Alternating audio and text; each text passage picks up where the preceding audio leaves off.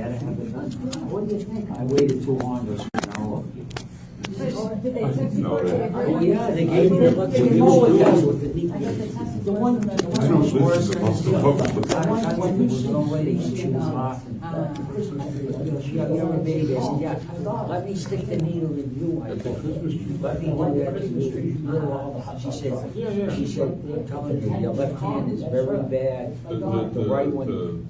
So when the doctor seen the X-rays and the test, she said, you're gonna have. I said, no, I'm on. So they call me in the summer. Richard, when you come, I said, I'll call you later. I should have. It's always good to see you. I'm gonna have to write them before it gets bad like this. Because the left one, I don't. How do you get They hand told much that was in. I said, last night, oh, it just comes from one to get it from Brian, yeah. His left hand.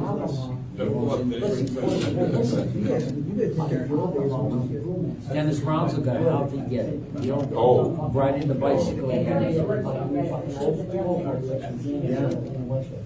It is painful. Boy, love his blind. The operation was painful. One day it was worth it. If we can resolve that, I went a whole year. I'm kidding. They put me in the twilight. Which is sort of, well, yeah. Colonoscopy, I knocked out real wide. And then she proceeded to keep that. She said, well, you're gonna feel, then I said, you're gonna feel tucking and pulling. I said, well, it's not, no, it ain't gonna hurt. I have to. He didn't want to go back. She said, no, we're not gonna put you on.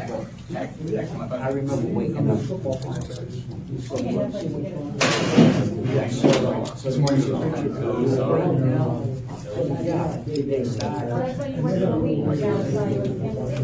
Yes, Riggs, I was still done. I says, listen, my niece works here.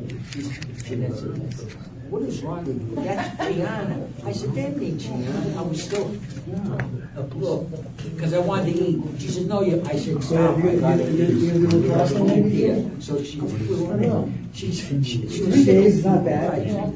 Yeah, she see me when They're really informative. Their website has a lot of stuff on there. I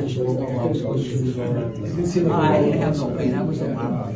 I said, hey, Craig, what is my name? The next day, it was the kid's birthday.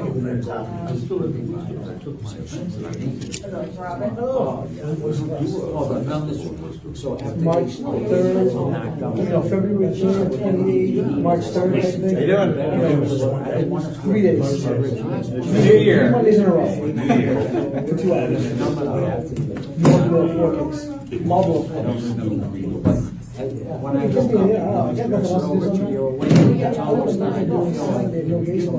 was in her, it was like she was like so when I went for the March 28th. she said, Richard, how you feel? Beautiful. She said, believe the mandate outside. That's what Mike Dennis said. I did it inside and now it's Mike tried to get me to do it. I don't want to kill my calls. the day after. I can't do it. She said, if it gets wet, the sterile strip was stuck. I said,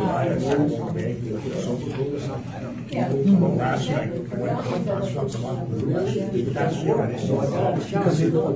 Yeah. No, don't To me, it's like a hunting season. Everything's tall. I don't want to do the anything. band, you get in the shower. I said to the guys, I did it, got wet, but it's only like.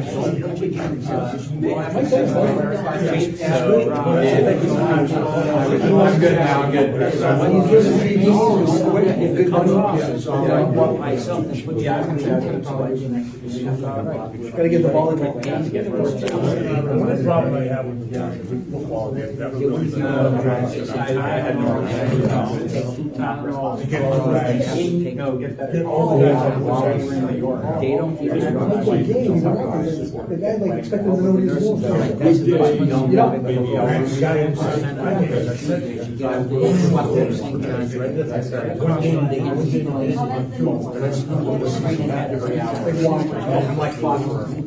Yeah,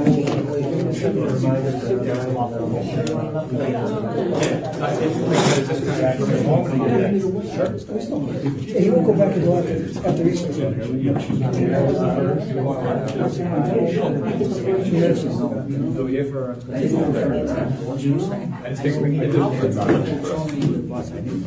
Much to leave there forever. He would be on there until the point when they go in here, then I was there at that meeting. Well, put a wall there. Put a wall, pick a wall. Tom remember about the old days. when the steam was there.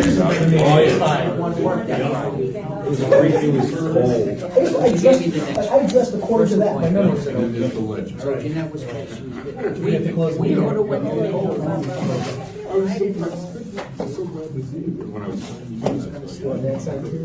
No, one side, I think one would be, I don't know. Stay with thermodynamics, the WPI education kicking in.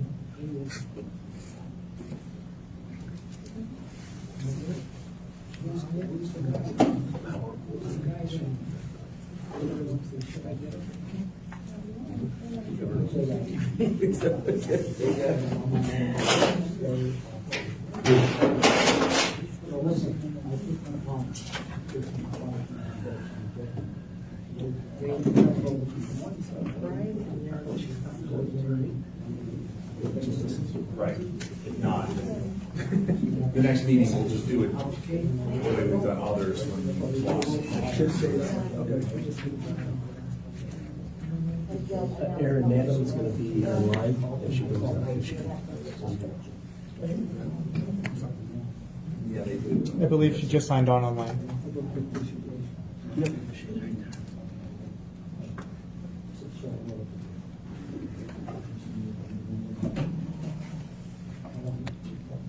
It's gotta be on the agenda.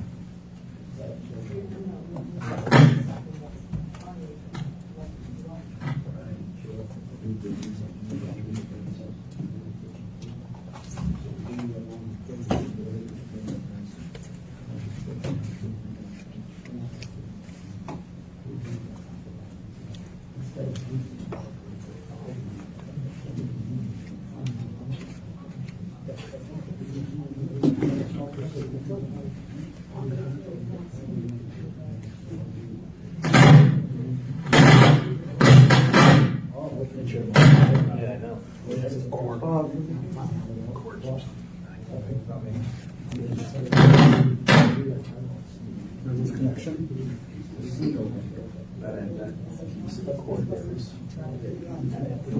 What's the usual use of this?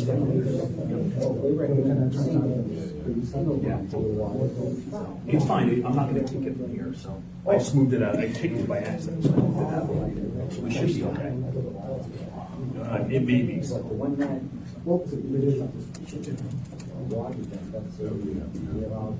Any area? Good, how are you?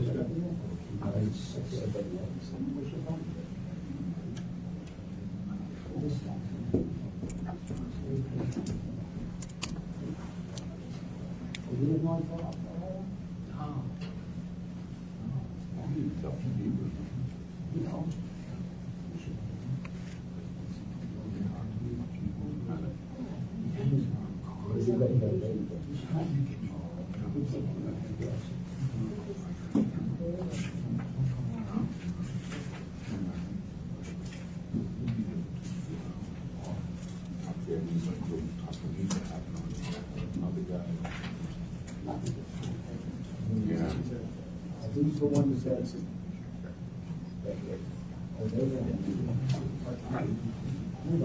But it wasn't like that last year, right? No. These are all new rules? No, there's a good recommendation. Oh, right. Nothing's been decided.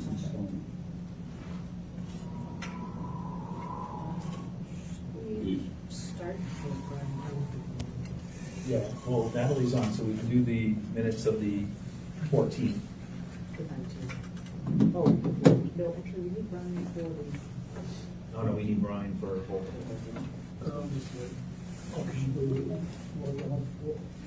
She was a good job, okay. Is that him online? Yep. Yes. All right, yeah, so we're good, we got a full. The full one. For Marty, she Stop that.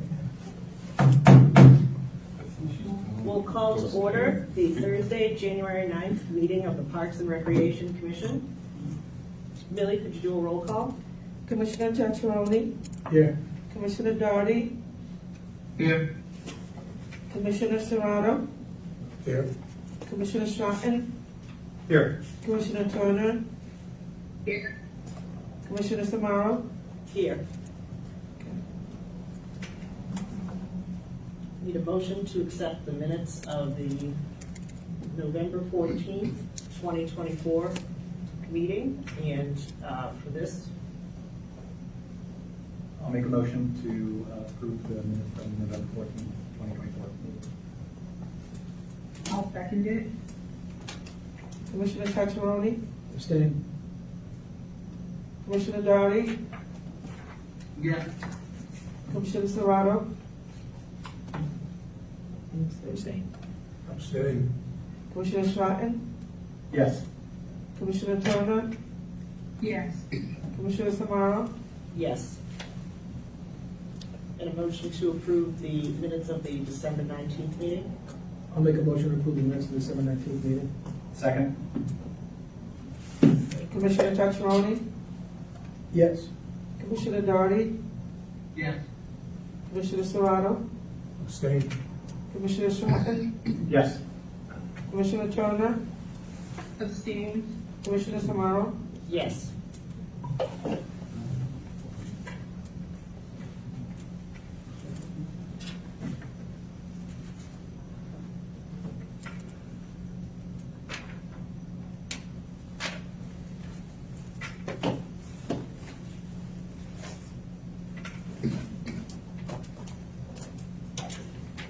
Are we missing the standard language about,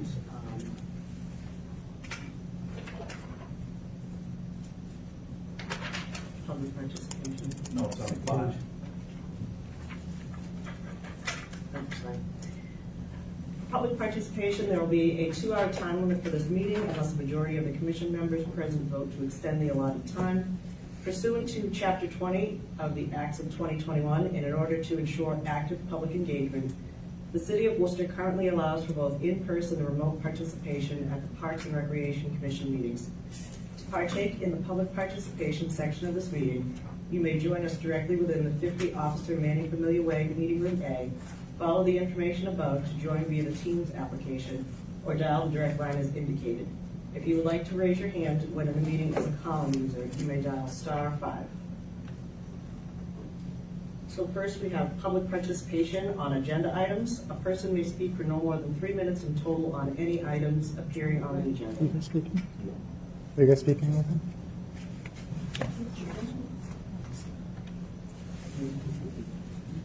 This is on the updated things, and I'm reading this on behalf of Jeffrey Delivery, who was not able to make it tonight. Good evening, Parks Commissioners. I want to begin by expressing my gratitude for your dedication and commitment to addressing the concerns of vendors in our parks. Unfortunately, I was unable to attend tonight's meeting, but I appreciate you reading this on my behalf. First, I must address the lack of communication regarding this meeting. Since 2019, email invites have consistently been sent for the sports permit meetings, and the last year a separate meeting was sent for the special events organizers was also announced via email. However, this year, no email was sent to inform vendors of this park concession meeting. This inconsistency in public communication is concerning and highlights one of the core issues our advocacy seeks to resolve. Public transparency and accessibility are critical, and we were not informed of the process leading to these recommendations after our previous presentation. This leaves stakeholders in the dark, undermining trust in the process. Regarding Assistant Parks Commissioner Robert Antonelli Jr.'s recommendations, I must respectfully express my disappointment as they do not align with the needs of our community or the requests we initially presented. Number of vendors in the park, we proposed increasing the number of vendors to 8 with a balance between novelty and concession vendors, which would provide greater opportunities and create a vibrant park atmosphere. The recommendation to allow only 1 vendor per park with an additional option vendor overseen by the primary vendor is unworkable. This model places an undue administrative burden on vendors who are already managing their own businesses and does not address the demand for diversity in offerings at the parks. Vending season and hours. Limiting vendors to weekends and holidays in November and December is impractical. Inclement weather could easily wipe out the entire weekend, leaving vendors without income for the week.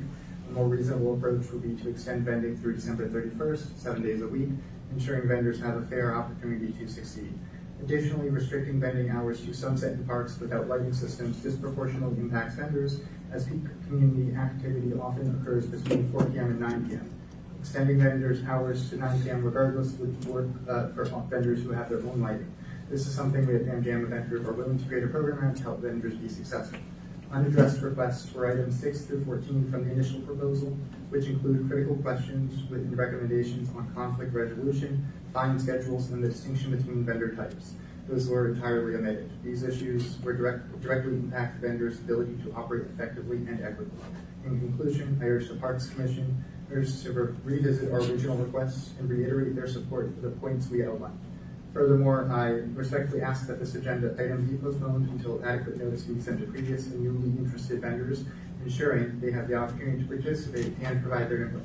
Thank you for your time and consideration. Together we can create a fair and equitable system that benefits our vendors and our community.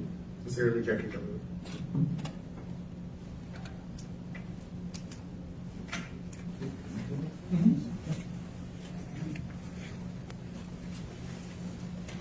Hi, my name is Richard Van Quigley. I'm a vendor. I had the bid last year for 3 of the parks in Worcester. One was Blythewood Field, one was Greenwood Park, and one was Shore Park. And I wasn't here at the last meeting. That's why I came tonight. And I think the way it was last year, it should stay the same. If you bid for a park, you should be the only one able to go there. Sometimes I go to the parks, I can't even sell two ice creams. I come all the way from Blythewood and I go to Shore Park. During the week, I can't even make one seal. I can't understand why you want to put 2 or 3 trucks at the park if someone bids for it. And there's something else. I'd like to know how come Shore Park is, the minimum bid is 500 and it's only open the last Sunday in July and only stays open till the end of August. It's not even open Labor Day. And there's another thing, let's see, Greenwood Park. There's something about signs too. I was going by Great Brook Valley, the baseball field, and they have signs of vendors only parking. I think that there should be signs at the park so the vendors could have a parking space, because every time I go to the parks, there's never a vendor parking space there. That's about it, I think. So I think it should stay the same. I'm not for having 4 or 5 vendors in one park, because it's hard for one person to make money sometimes at a park. There's not enough of people there. It's not like when they have a carnival, there's tons of people. Sometimes you go there, there's only 2 or 3 cars. So how can 3 or 4 vendors make money at one park? Thank you very much. Tony, you want to give it? Go ahead.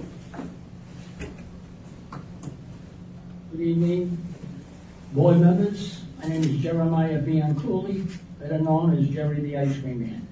I've been a vendor here in Worcester, Mass. for 66 years.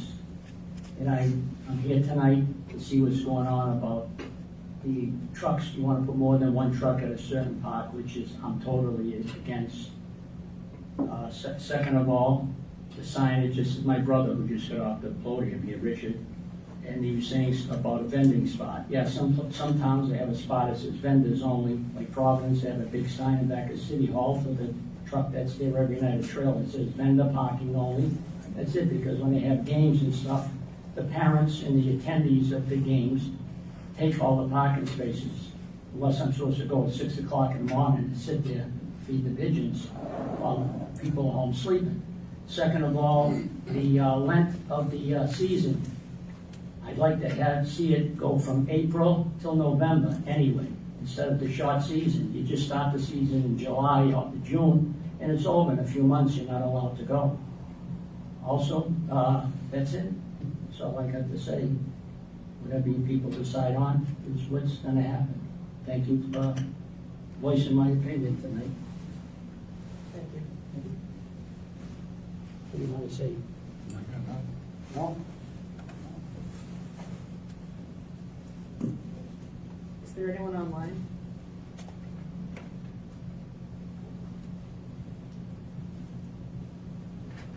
Next is the Assistant Commissioners Report.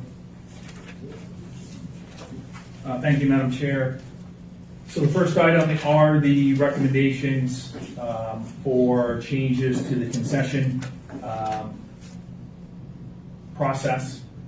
We've identified, based on the request of the commission in there, that are in the minutes. These were the answers that we came up with for those. I'll give you a little background on this. So we are recommending that a single vendor still be awarded the contract based on the bidding process. And then allow that contractor, if they so choose to bring in a second vendor if they want to. It sort of balances out the item where the gentleman here wanted only for themselves because of the number of people maybe at that park or at that location, but also allows for a second vendor if that individual so chooses to have a second vendor. We have put in some specifications in there that the awarded vendor can't charge the additional vendor more than 50% of what they pay the city of Worcester. We would not be taking anything additional funding-wise to us. We'd only take the initial awardee, and then the awardee could sublet out to a second vendor, but that vendor can only pay the awardee 50% of the cost for that. So what we're trying to eliminate is the issue of the awarded vendor telling a second vendor that they're going to pay them the full amount or more than what they paid the city of Worcester for that, and using it in that fashion. So that's one of the items that we've looked at as well. And then for number 2, which is the extension, this past winter or this past fall was an example of whether that could be valuable to a concessionaire, where we had nice weekends. For the most part, it wasn't extremely cold until the last week and a half or so. And so, we've envisioned this as allowing that on weekends and holidays in November and December, and allowing it for that purpose. It gets dark by the time you're into November. It's dark by 4:30 in the afternoon. The parks aren't overly used on a Monday through Friday, non-holiday, non-weekend day. So this sort of maximizes those times on weekends and holidays for that component of it. I will state that we do have some qualifiers in there when it comes to weather or other events that may cause us to shut down a park or not allow it for other purposes. But other than that, you would be available until December 31st on days with weekends. And then the third item is the extension of hours.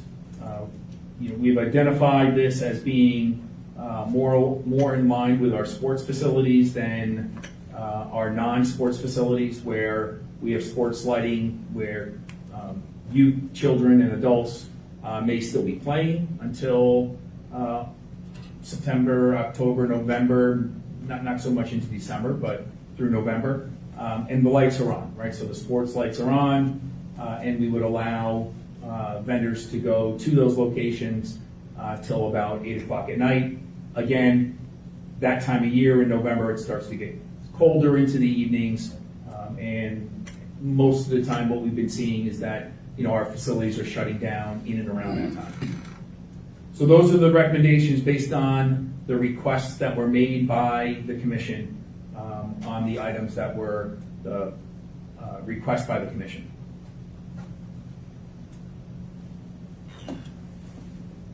Through the chair, Rob, one, thank you for bringing these to us. Comment was made in the beginning that we're having a meeting on concessions that wasn't advertised. I do want to say that in our December meeting, you had action points that come back to us with these recommendations that will be brought to at this meeting. They were posted in the minutes. They were something that we discussed at the last meeting, and you followed through with that request. So I'm not sure where the confusion was. We said we were going to do it, or you were going to do it. You did it. So I appreciate that effort.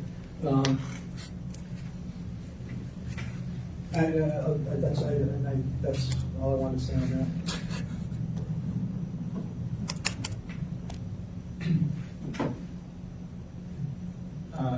Through the chair, Assistant Commissioner, I appreciate you bringing these back to us. I am curious. I have to say I kind of agree with the idea that it's not necessarily going to be useful to a vendor. From my perspective, not being a vendor, only having weekends and holidays from the November through December timeframe. That again, while we may have had unseasonable weather now, we are having the weather is the sort of patterns of weather aren't changing, and I think that I'm curious from your perspective, is there a risk or harm otherwise to simply allowing it being 7 days a week for those 2 additional months? I'm trying to find out what the potential downside is to it. I think that it's sort of having it just be weekends and holidays is really limiting what's available to a potential vendor there. And I'm not really seeing a downside to potentially having that open for 7 days. So if you can chime in on that. Sure, through the chair to the commissioner, the thought process is just that on a regular Monday through Friday, the days are short. There's not a lot of activity in the public parks during that time because of school, because of work, and because of all the other things that happen during that time. If the commission so chooses, we can give it a shot for 7 days a week.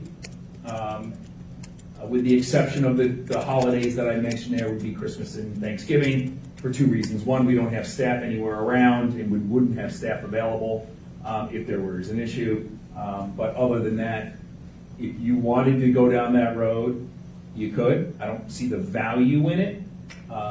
But if that's the way the commission would like to go, then I really don't have a huge issue with it. Thank you. And yeah, I mean, I think that, some of that, I'm just thinking in terms of the value, I'm sort of trying to place some of that on, for the vendors that, they would kind of make the determination of their value. So the weather's lousy, they're not going to want to be out there. No one's going to want to be out there. So I'm sort of just thinking, we could give them the opportunity to decide is it worthwhile or not. We may be able to trial that and we'll see how my fellow commissioners feel on that. Regarding the extension for hours, I'm just, I can understand the lighting being a concern potentially in terms of either safety and or just visibility for some of these parks, especially where there may not be lighting. I'm curious in terms of why the sort of time limit was set with. Was the time limit initially set with sunset because of this lighting aspect? Because the hours for the parks are until 10 p.m. from what I'm seeing. Parks shall be closed to the public between hours of 10 p.m. and 5 a.m. So parks are open until 10. It seems like they're open. Now that doesn't necessarily mean we want to have vendors and noise and things like that there quite that late, but I'm just trying to wrap my head around the specific hours end of things. And is that tied, from the park's perspective, is that tied more to a concern regarding safety and security related to lighting? So the majority of it is regarding lighting on that end of it. That's why we've made the change or proposed the change for sports fields, since they are lit till later in the evenings. So we're okay on that end of it. Again, right, we start to get into that season where our facilities are either not being used, or there's minimal lighting, or what ends up happening is in some cases, people will wait for the last minute to get themselves out or to move their, whatever equipment they have, and it's not 10 o'clock, then it's 10:30, and then it's later than that. So that's why we've gone with the sunset component of it, to make sure that everybody's sort of moving out by that point, for both that and just security purposes on the park side. And I think my last question, I appreciate Mr. Killebrew kind of saying that they're interested in maybe trying to figure out a way to address some of the lighting concerns for people who might be interested in being vendors.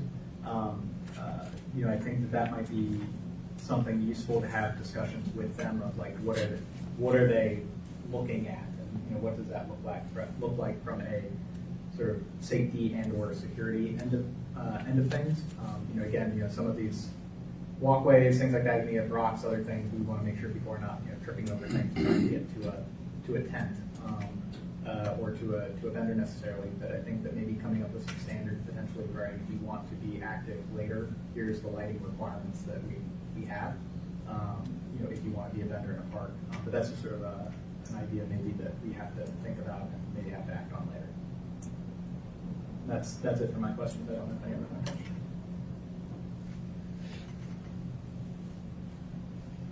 Commissioner Doherty or Commissioner Turner, do you have any comments?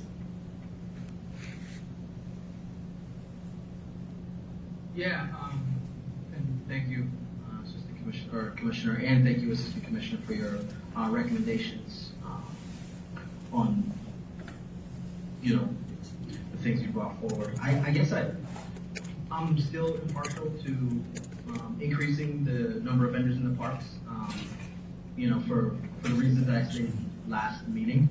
I'll reiterate some of those same things. I think, it increases, it's healthy competition, to be quite honest with you. It increases economic opportunities for many other vendors who are thinking about vending in our parks. It just haven't had the ability to do so. I think it also offers a variety of choices. So when you have one vendor that wins a bid in a park, that's the only service or item that's going to be sold and displayed at that park, whether it's ice cream or whether it's a hot dog stand or whatever the case is. I'm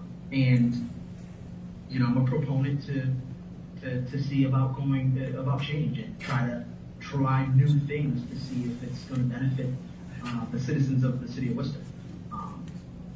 And being in a park and being one vendor at a park, that it may work for some, it may not work for others. I think it goes both ways. There's never going to be 100% right answer where everybody says this is the way that it's going to work for me. I'd like to get to a balance where we're thinking critically of things that we've done in the past and try to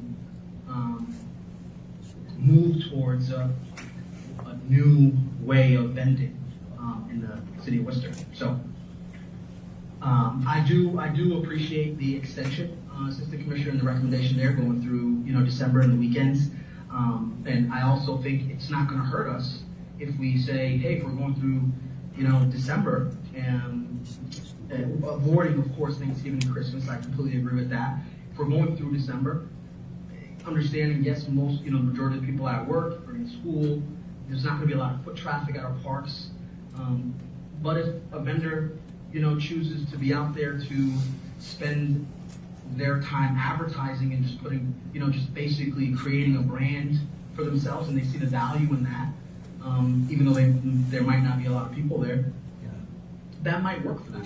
So I would say give them the opportunity, and we'll see how it works out. The lighting situation, I completely understand that. I think it poses a lot of safety concerns, especially when we have parks where there aren't any lights. I like the recommendation potentially of looking at that. I think we probably want to, maybe figure out how we can think about that in a different way again, to challenge ourselves to think about if there are vendors who have uplighting and proper uplighting, and if there's requirements and restrictions and things we need to put in place to ensure the safety of the parks, the safety of the vendors, and, potentially even draw in people to go to our parks when it is dark and have a really good experience. I think that could be a really positive thing that we offer to our community in City of Worcester. We're not there yet, of course, but I just want to jump on Commissioner Stratton's note there, where I think that could be a really great opportunity for the City of Worcester. So that's my take on the Assistant Commissioner's recommendations. If I may, I have one other quick question that came to mind through the chair of the Assistant Commissioner.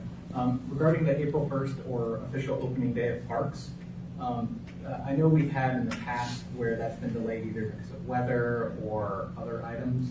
Do we know if there's a way to sort of say, this is technically the make this sort of set deadline? Because I am sensitive to, I know Mr. Kiliber has addressed that having that deadline being a moving target for when things open causes some headaches. And I don't know if that's previously was due to issues related to the bid process and getting information back to the city on that, which is obviously outside of our control.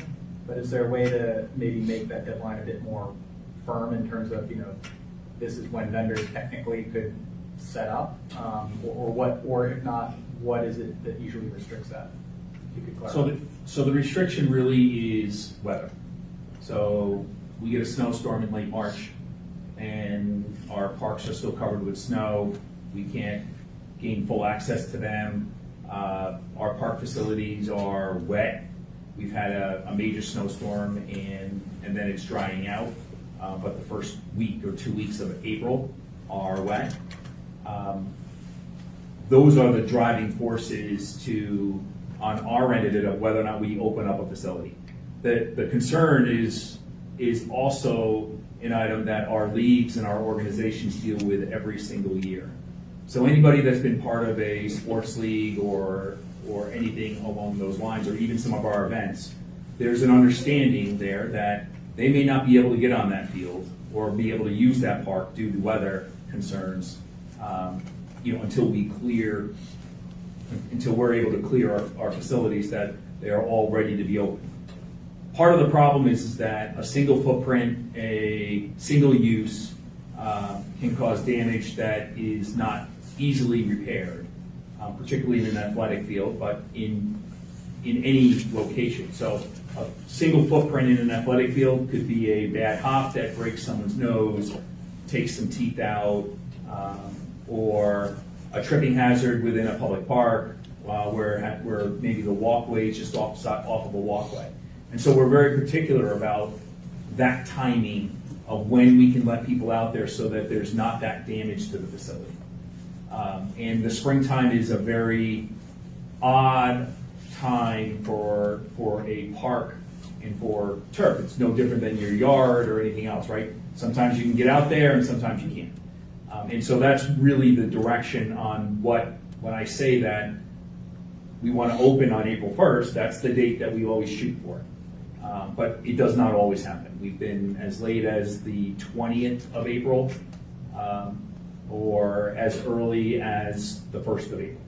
So it really varies based on the weather and the conditions of our parks at that time of the year. Thank you so much for the clarification. And through the chair, just to follow up, it's also an equity issue where you can't open up Elm Park on April 1st and then not open up Blythewood. You have to open them all up at the same time across the city, I believe, from Korea, so we don't get into that trap as well. Commissioner Trainer, do you have any comments? Yes, through the chair to the thank you Could you speak up? Can't hear you. Can't hear your mic.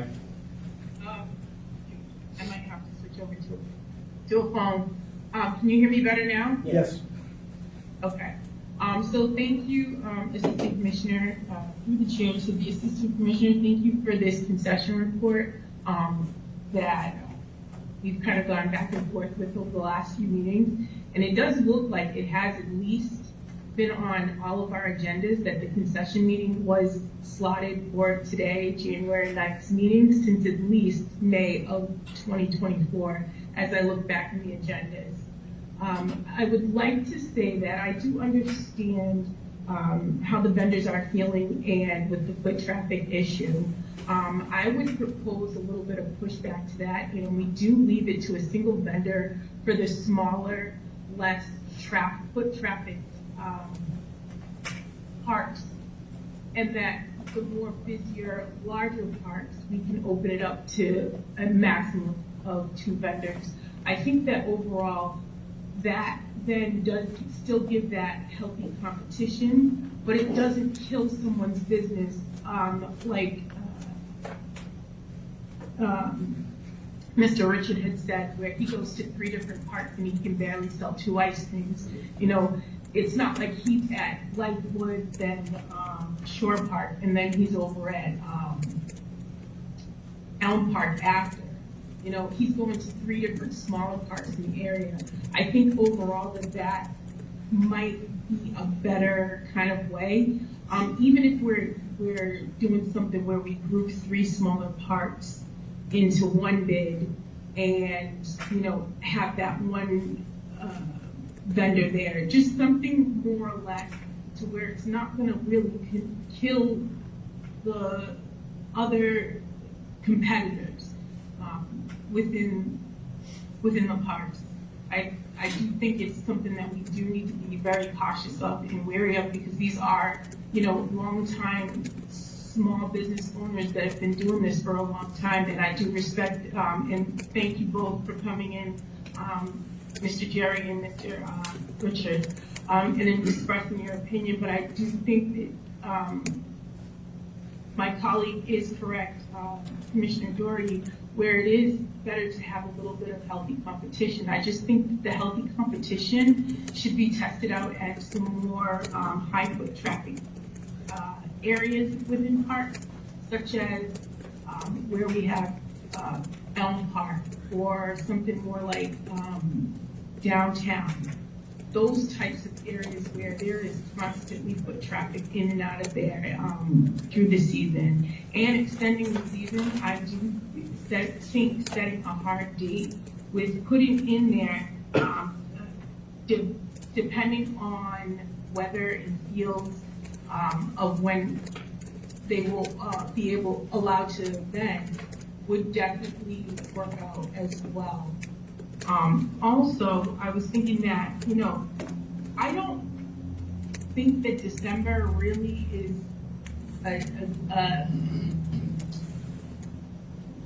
I think December's pushing it, personally.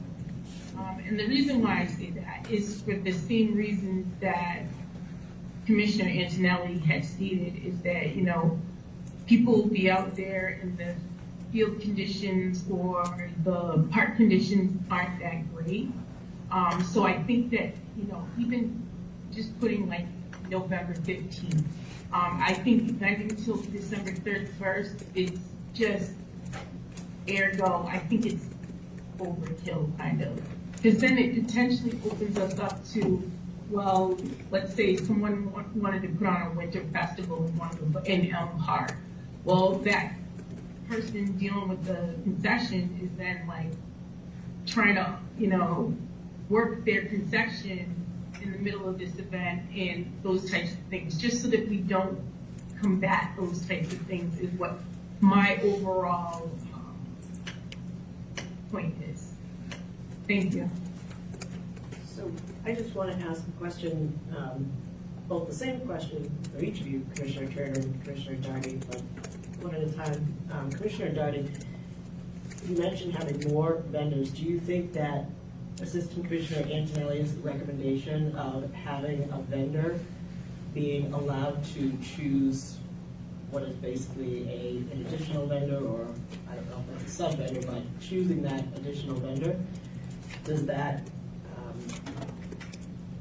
solve some of the problem, at least as maybe a test case for this year of how it goes? Maybe some vendors don't choose to bring on a second vendor, but it would also allow some of that, whoever wins that bid, it would kind of allow them to control the other person at the park. And by control, I just mean if one person is selling ice cream, they wouldn't bring another ice cream vendor on ostensibly, they'd bring out someone selling something else. So do you think that's a workable solution for this year, to add additional vendors? I guess I have more questions related to that. Hypothetically, if we were to vote on something like that, like what are the regulations that will be put in place to identify who that second vendor is, right? Are we just saying, and maybe this is more of a redirect through the chair to the assistant commissioner, would it be that vendor that gets the award has to go out and find the second vendor, or are we sending anybody that potentially bid on that park that didn't win, that came in second, third, fourth, or whatever the case is? We're just sending that vendor that wins the award, all of those vendors that lost the bid essentially, directly to that person, and then that person would have to figure out who essentially gets the, gets to sublet that place. How would that process work? I guess I'm just not clear on that. So through the chair to the commissioner, it would be a combination of all of that. So they would already know who came in second, who came in third, who came in fourth, and we'd be happy to give their contact information to the awarded vendor to reach out to.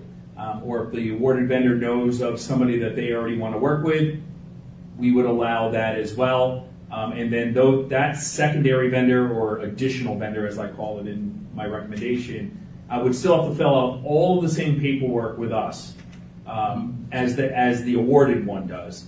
But it would be up to the awarded vendor to make that determination if they wanted somebody or if they didn't want somebody and what they would sell. So it would be up to that awarded vendor to make that determination. I think as a bridge, this idea helps in both worlds. So it allows a vendor who may want to bring in somebody in a second to come in, and those that don't want it just don't have to do it, right? Because they're already chasing X amount of dollars. They need to be able to make their vendor system work. What else? If they choose not to do it, then they don't need to do it.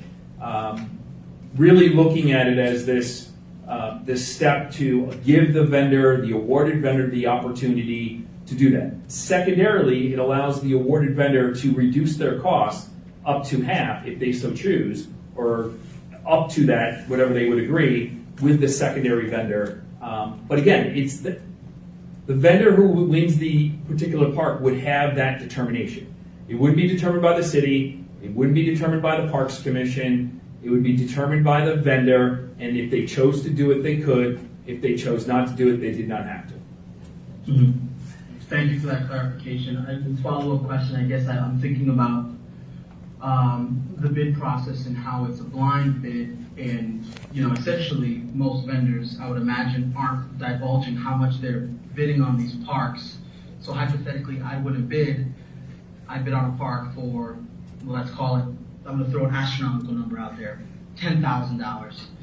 So it's up to 50%, or not more than 50%. Now you start to have conversations, right, with other vendors who you're considering to vend at the park that I just won the bid at, and it can't go more than 50%. So now people are kind of figuring out, how much people are paying at these parks. I don't know. So through the chair to the commissioner, everybody's going to know what everybody bid. It doesn't really matter, right? So it's already public knowledge based on the public bidding laws that if you go through that process, you're going to know. So if X says it's $1,000 and Y says it's $1,500, you're going to know what they spent, no matter what you do. That's going to be public information, and they're going to know that. So on that side of it, it really doesn't. It's really not something that we're trying to hide or anything else. And then, like everything else that we're talking about, it's a business decision, right? So the vendor would need to make the decision. The additional vendor would need to make the decision on whether or not they feel that whatever number up to that 50% was reasonable, and that they could make their money back, or they could make money on what they're offering. It would really be up to that vendor to make that decision. The agreement is between the awarded vendor and the additional vendor. The city has nothing to do with that, with the exception of the paperwork that we would need for whoever gets signed up for it. Of course, yeah. Yeah. Do you have any other Yeah, questions? to the, Commissioner, Aaron, to your specific question, I mean, I stand by increasing the number of vendors in the parks.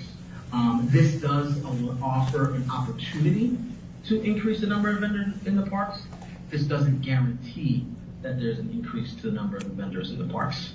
I'm a proponent of increasing the number of vendors in the parks. Now, with the caveat, I do think there's, to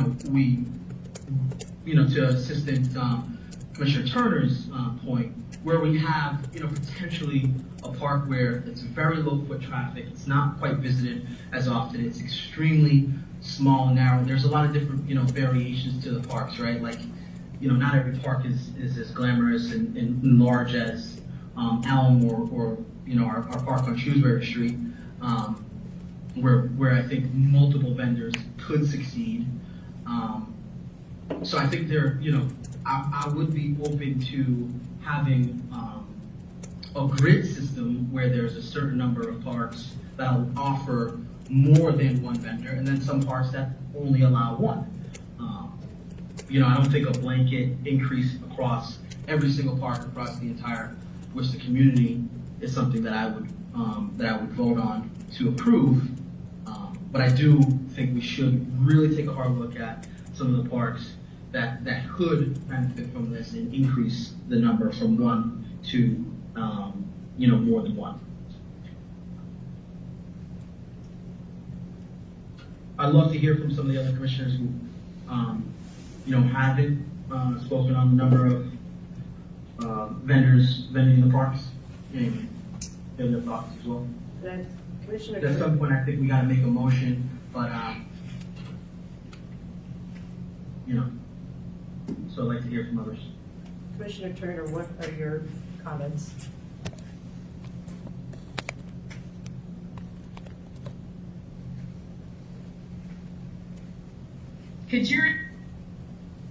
I just asked what your comments were. You talked about, you also mentioned adding vendors, and I was just curious if you think that Assistant Commissioner Antonelli's proposal of how to do this, vendor and secondary vendor, do you think that's a reasonable solution? You're muted.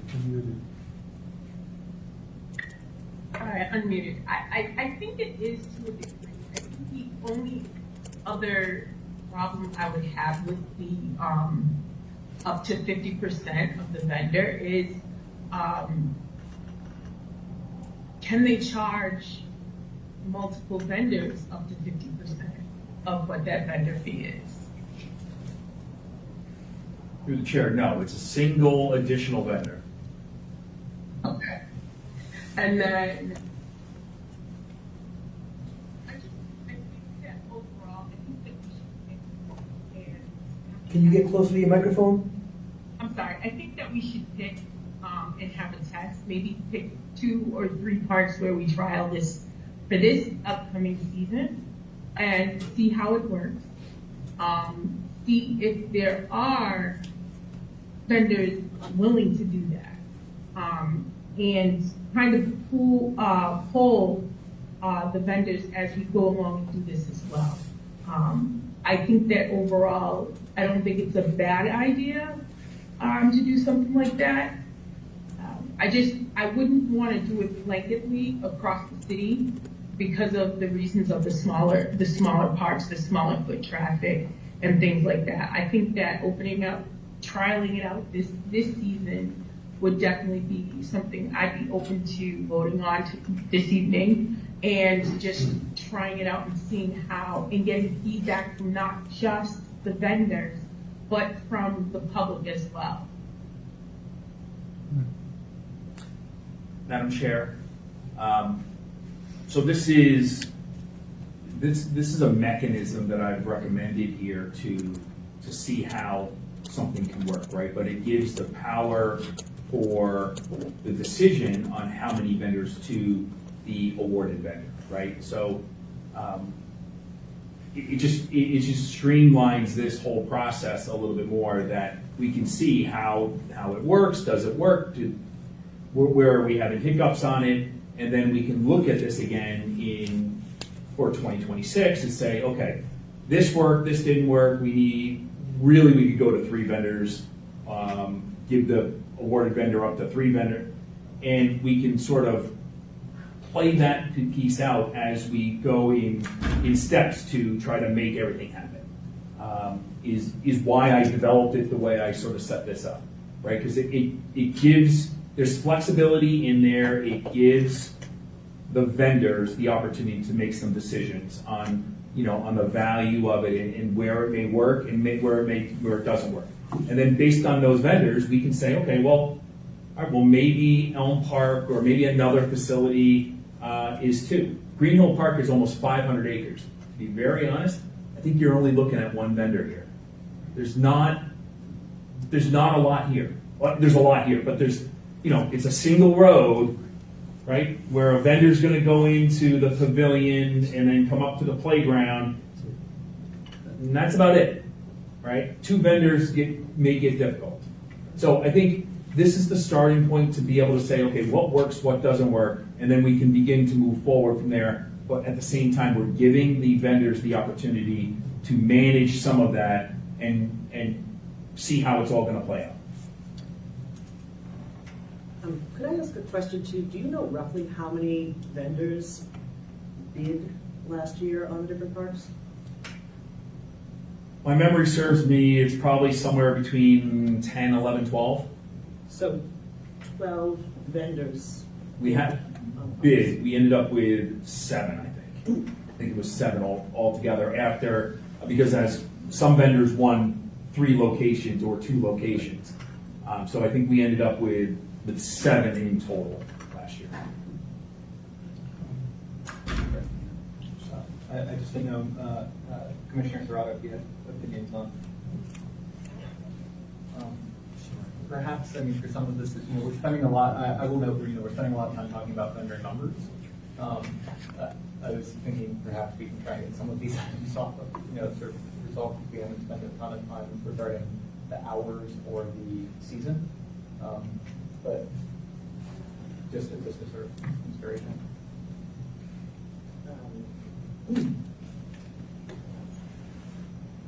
My thought on the number of vendors at the park, I understand Commissioner Darty.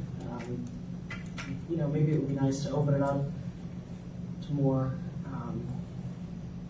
people. It doesn't sound like the vendors necessarily feel that way. So I do feel that Assistant Commissioner Antonelli's recommendation does allow additional opportunity without undermining the success of the vendors that have been participating in this,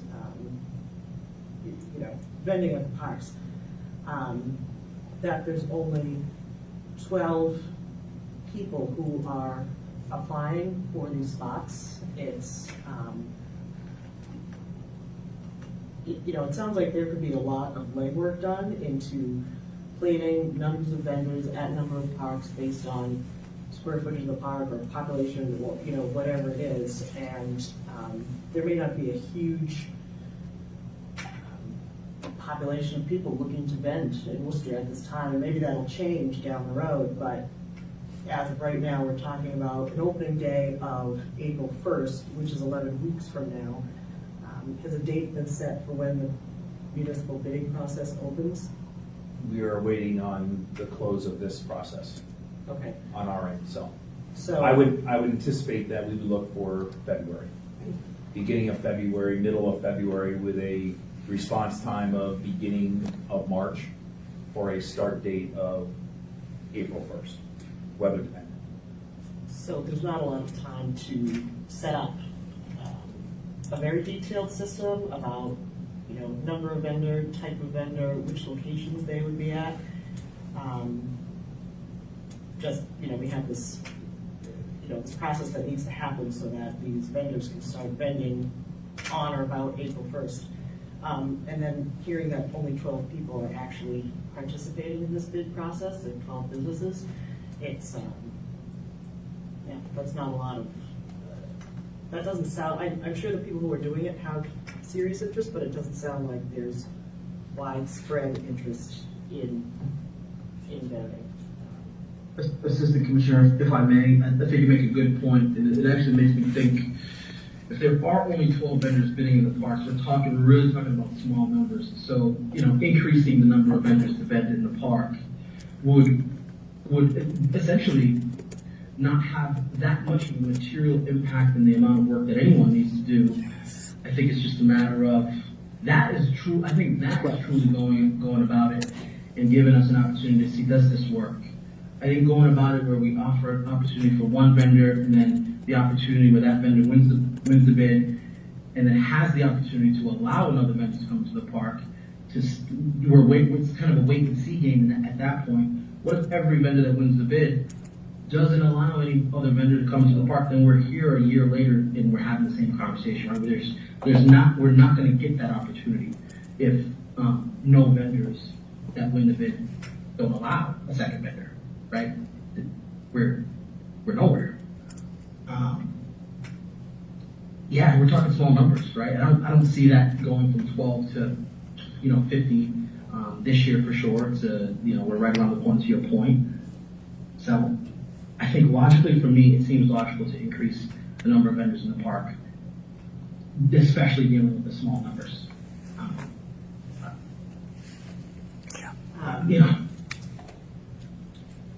Could I ask one of the vendors here, and if you're willing to give an answer, you need to go up to the microphone so everyone can hear.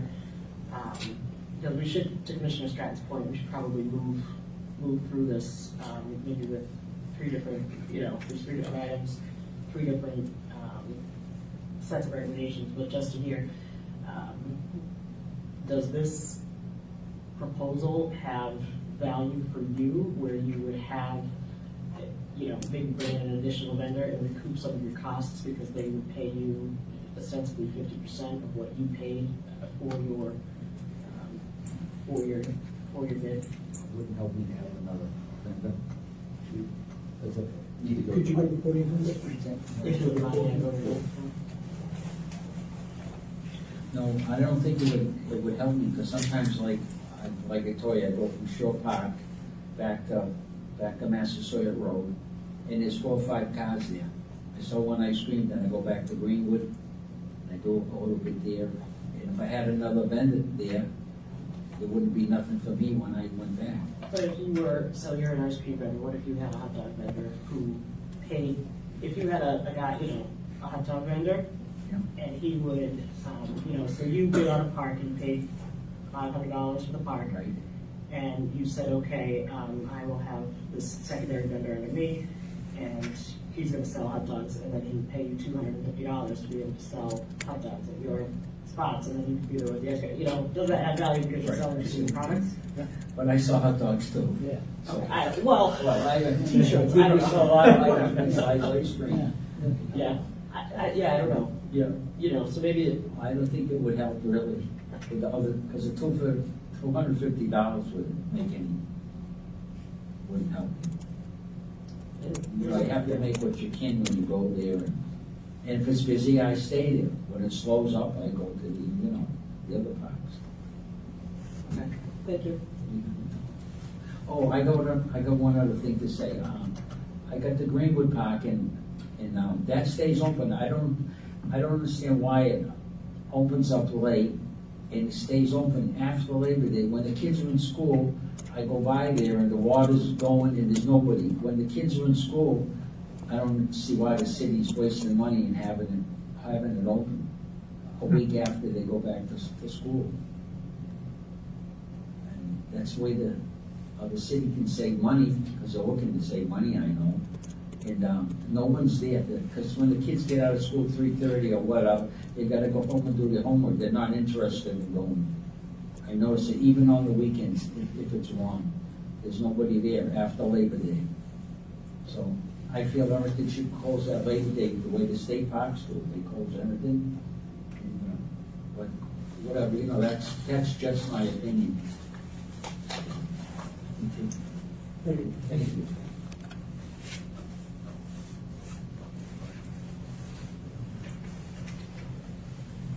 So if we take this item on its own, the number of vendors, Commissioner Antonelli's recommendation for the number of vendors at the park, it could be, someone could make a motion to move forward with this recommendation as is, or if there is a concrete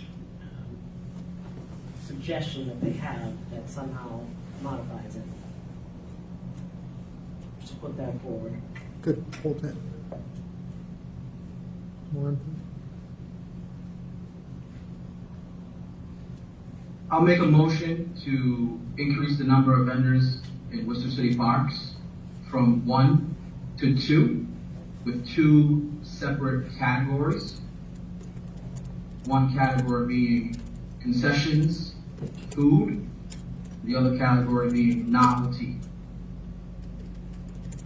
So through the chair, we'd already discussed that. We had stated that at the last meeting where we were going to have a novelty and food vending already. So when I say that there's 2 here, that means there could be 2 of both. Not Yeah, two yeah. of either or, right? So if this opens, it's 2 vendors for novelty, 2 possible vendors for food, with this based on the awardee's decision whether or not they want to do it or not. So I apologize if that wasn't clear. I thought it was at our last meeting, so You know my what, apologies. Mr. Commissioner, I'm looking at it and it says concessions recommendation, but so I'm assuming it was, we were having this conversation, it was only one type of vendor, so my apologies. I'll make a motion to approve the request of the Assistant Commissioner. I'll second. Commissioner Tetraroni, Yes. Commissioner Doherty, Yes. Commissioner Serrato, Yes. Commissioner Stratton, Yes. Commissioner Turner, Yes. Commissioner Samaro, Yes. I'll make a motion to extend, so I'll make a motion to extend the vending in our parks from April 1st through December, with the exception of Christmas and Thanksgiving, To clarify, December 31st?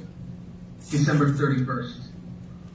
And that's, I think the amendment here to what the request of the Assistant Commissioner, or the recommendation of the Assistant Commissioner was that it was weekends only. I would like to amend that in this motion to allow for 7 days a week, with the exception of Thanksgiving and Christmas. I'll second. Madam Chair, question. Does that include the language that's below it, I don't agree with that. which is, Regarding the lighting? no. No, regarding A maintenance, and environmental B, the language that's below it. I'll defer to Commissioner Dirty, since he didn't. Yes, that does include that, yes. Okay. Yes. And I will second again to clarify. Commissioner Tetraroni, Yes. Commissioner Doherty, Yes. Commissioner Serrato, Yes. Commissioner Stratton, Yes. Commissioner Turner, No. Commissioner Samaro, Yes. And then the remaining item is the extension of vending hours and the recommendation to keep them at sunset unless there's active lighting.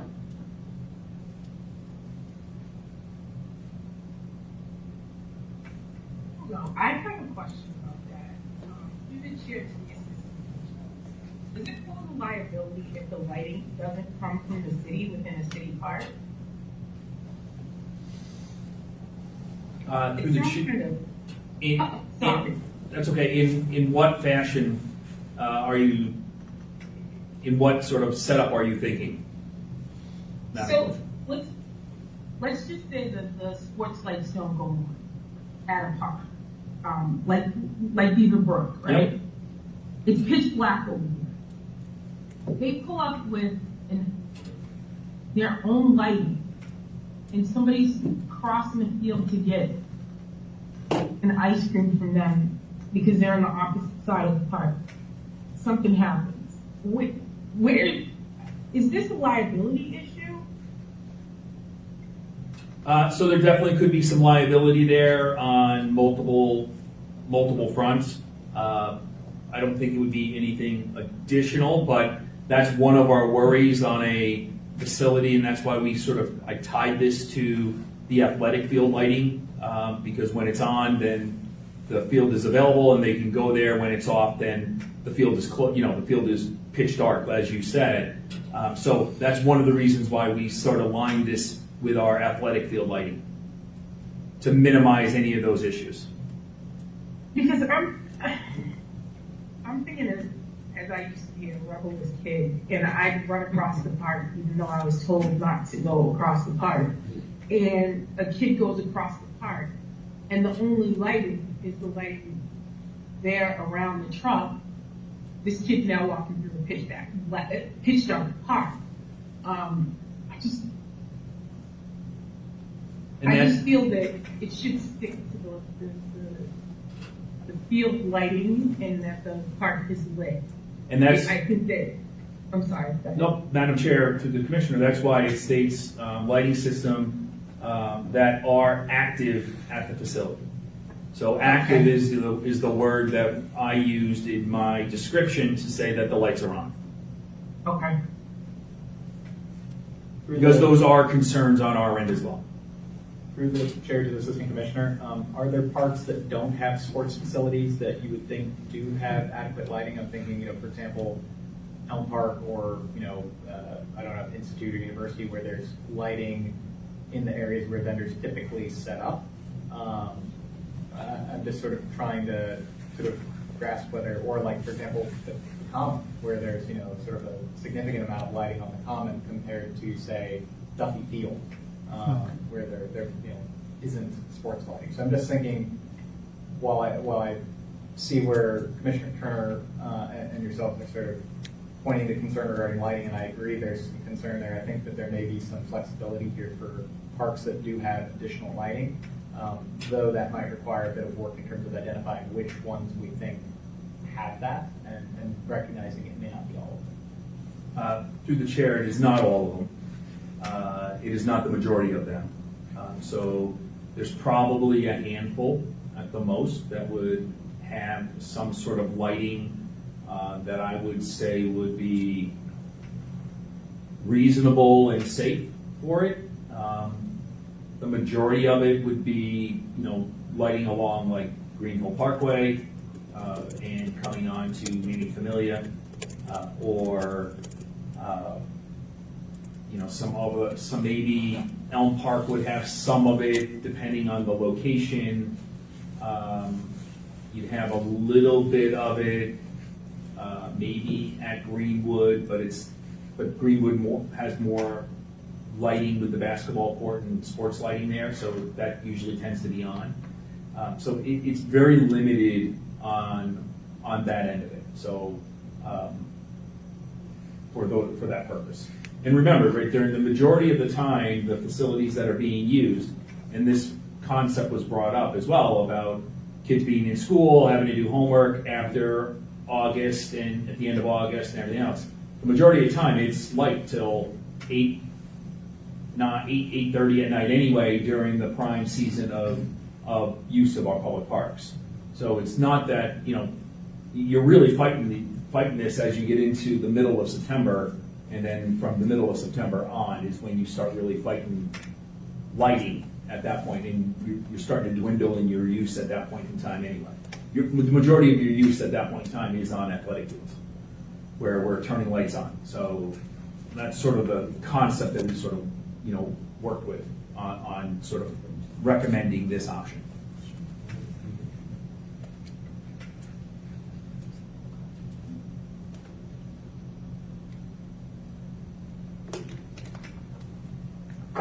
Does anyone have any other comments, or does someone want to a motion relative to the assistant commissioner's recommendation? What? Go ahead, Commissioner Turner. I'll make the motion to accept the assistant commissioner's recommendation for the extending of vending hours. That's the one we're on, right? Correct. He recommended that, I guess it would be accepting his recommendation that the vending hours remain at sunset. Is that what, because that was his Yes. proposal. Okay. And again, Madam Chair, to the rest of the commission,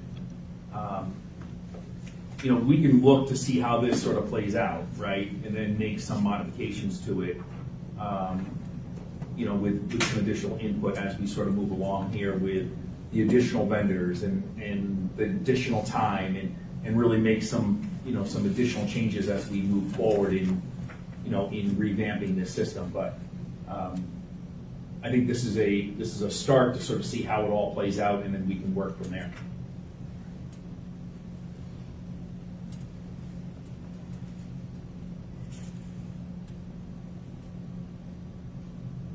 So, Commissioner Turner, did you make a motion? Yes. Oh, I'm sorry. To approve. To approve, okay. I motion Can you We're having trouble Close the hearing you, microphone, please. Commissioner Turner. I make a motion to accept assistant commissioner's personnel item as it reads of vending hours to remain at sunset unless the facility has sports field lighting systems that are actively active at the facility. Second. Commissioner Tetroni, Yes. Commissioner Darty, Yes. Commissioner Serrato, Yes. Commissioner Stratton, Yes. Commissioner Turner, Yes. Commissioner Samaro, Yes. Commissioner Chair, if I can, I want to make a second motion, if I can, just a request of the assistant commissioner to bring a list to the commission of facilities that otherwise may have acceptable lighting at a later date. I won't specify when, but I'm thinking if we can get a list of, if it's Elm Park, Institute Park, and other places that may be acceptable outside of that, we could potentially amend this to include those as well. But I recognize that may require a little bit of sort of consideration. Second. Commissioner Tetroni, Yes. Commissioner Darty, Yes. Commissioner Serrato, Yes. Commissioner Stratton, Yes. Commissioner Turner, Yes. Commissioner Samaro, Yes. Madam Chair, just continuing on my report, Arbor Day will be coming up on April 25th. We'll have a location for you. Most of the time we end up doing it in a public park, so we'll let you know what that's going to be. Most likely it will be a 10 a.m. on a Friday, which is Arbor Day, for the event, and so we'll let everyone know. And then the Worcester Common Ice Skating Rink is open and will continue to be open Friday, Saturday, Sundays through the beginning of the school break in February, and then the school break gets open and then closes right after that. Other than that, Madam Chair, I do not have anything else on my agenda.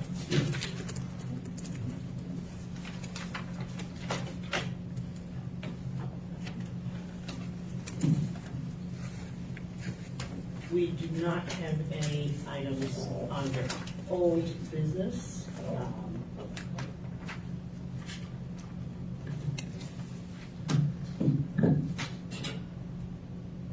That was probably it for much of the items related to vending. You're welcome to sit, or we won't be offended if you leave.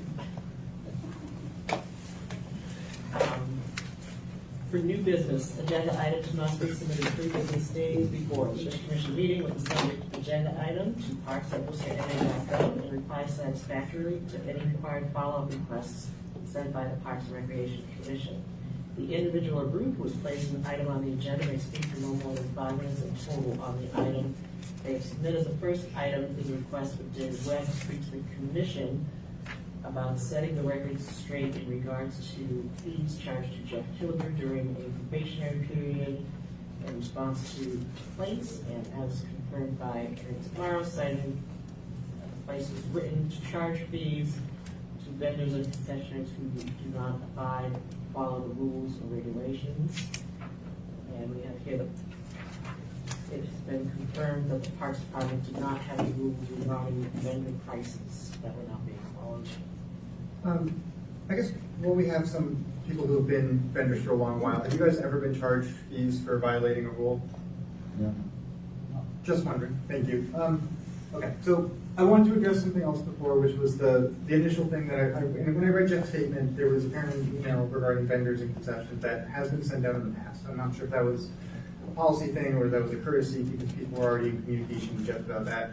I do understand that we talked about this last meeting. It's understandable that's on this meeting. It also does seem like either you guys got a heads up from Mr. Serrato, who presumably did your trucks, or this is the January meeting when these things are usually discussed.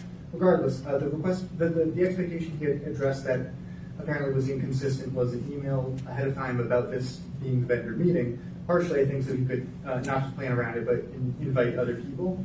And if the goal is to get more vendors, having a few who've been in the business for decades isn't a great start to that. So I think we kind of need to do a public survey on what people want from your parks, not just the vendors, because it sounds like we might not have all of those answers. But anyways, setting the record straight, so this is mostly because of the free ride comment that was made last, but also you asking Jeff to confirm, you as in Commissioner Chuckroni, asking Jeff to confirm your understanding of the events. And I understand it's not a probationary fee. He wasn't charged for being put on probation. He was on probation and then a fee was assessed. But this fee was assessed as a result of complaints the Parks Commission received, even though he had not violated any rules from the Parks Commission. And also, these fees were not charged to anyone else at any point in time from kind of what I could tell. And that's based on public records for requests. So I just want to kind of set the record straight. Like, I understand free ride might not be the least inaccurate. He definitely got something that some people are paying for free. But if I'm not mistaken, maybe I'm misunderstanding this, but can we think Jeffrey Kilby's probationary period for having an alternative to concessions? Like there's another category because Jeffrey Kilby proved during that probationary period that that was a viable concept? Let me rephrase. Through the chair, when did we add an alternative to food vendors? You're asking when was the novelty vendor category added? This was at the 2 months ago? 2 years. 2 years ago. When were those probationary fees assessed to Jeffrey Kilber? Or I'm sorry, not probationary fees. Fees during Jeffrey Kilber's probation charge. I think that was the year before, if I'm not mistaken. So like this system exists because, so I understand, I'm not complaining about the fact that he was charged. I am a little bit complaining about the fact that, I guess what I'm trying to point out here is a pattern of, as soon as there's an administrative burden, it becomes more prohibitive for people to participate in the park systems. Busking was another good example of that, where we actually got the exact same thing. So for this one, I just wanted to make sure we discussed on the record that when I confirmed what entitled him to be charged those, the end thing that ended the conversation was Chair Zamaro reading the part of the rules and regulations that said if they broke the rules, they could be charged.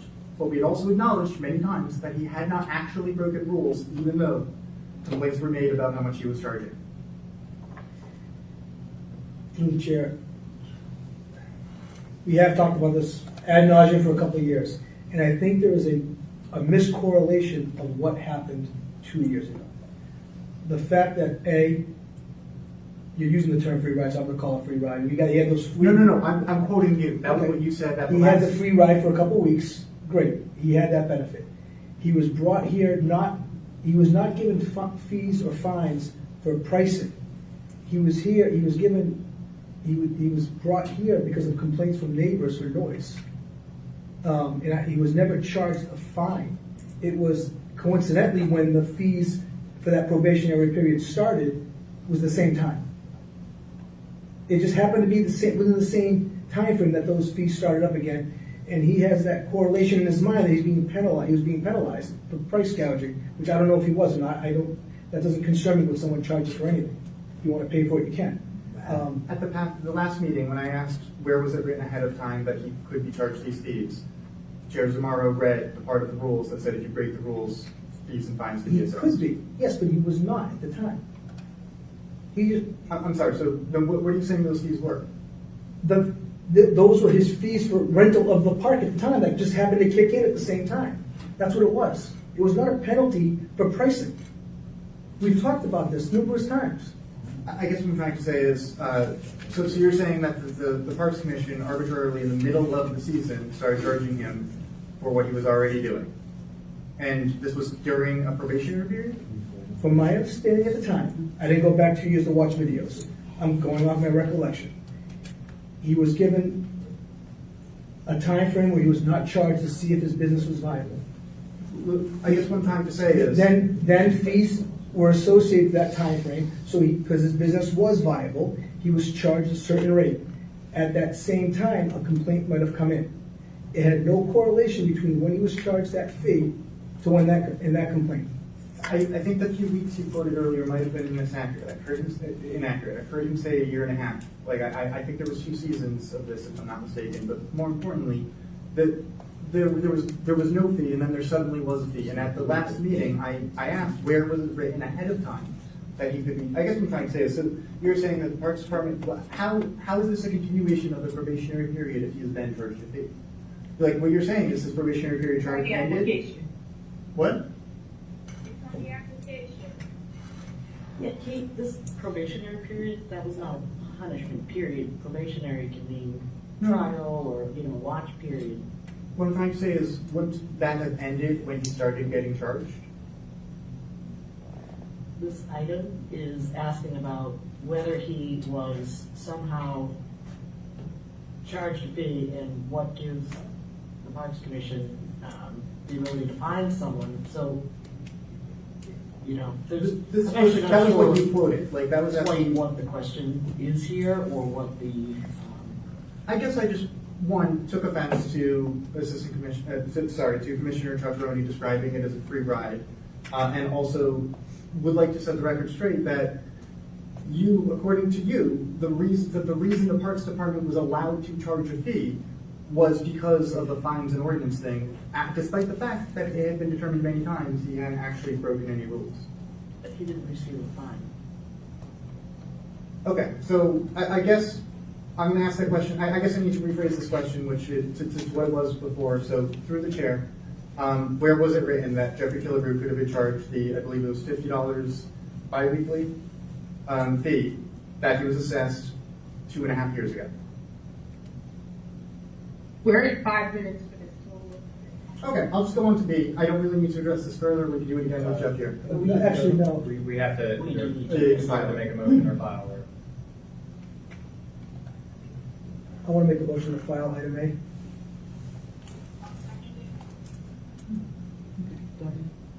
We get a. Nail, you gotta speak up.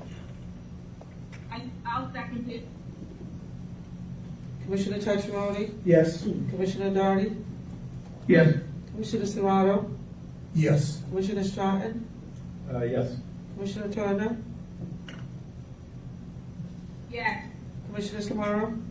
Yes. The next item is a request of David Webb to speak to the commission on the matter of public transparency. It is a long discussion on non-searchable and non-clickable agenda documents. Okay, so that's all written there for the record. The important part is that, please note, as of 1/6/25, the only active Worcester commissions with this problem is the Parks and Recreation Commission, Urban Forestry Tree Commission, and Hope Cemetery Commission. All other commission agendas are searchable and their links are clickable. This is inaccessible, inequitable, and should change. That's the important part of 9B on the page. Here's my statement. After the issue last meeting where it came out that the Parks Department had posted rules in advance of the commissioners voting on them, I went and looked for where it said that they were posted on the website. Like as Assistant Commissioner Antonelli Jr. stated at that last meeting, saying that's in the agenda and on the minutes that it was on the website. And I discovered I was unable to search the agenda. I did eventually find a piece of blue underlined text that did not say website, provide a URL or web address, or tell people to go online. So I don't really know if that counts as providing the rules to the public ahead of time.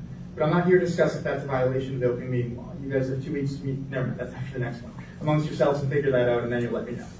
But I did begin to wonder if any other commissions or departments have the same issue, and it turns out that the only ones that do are under the Parks Department. Some of those agendas were 152 pages long.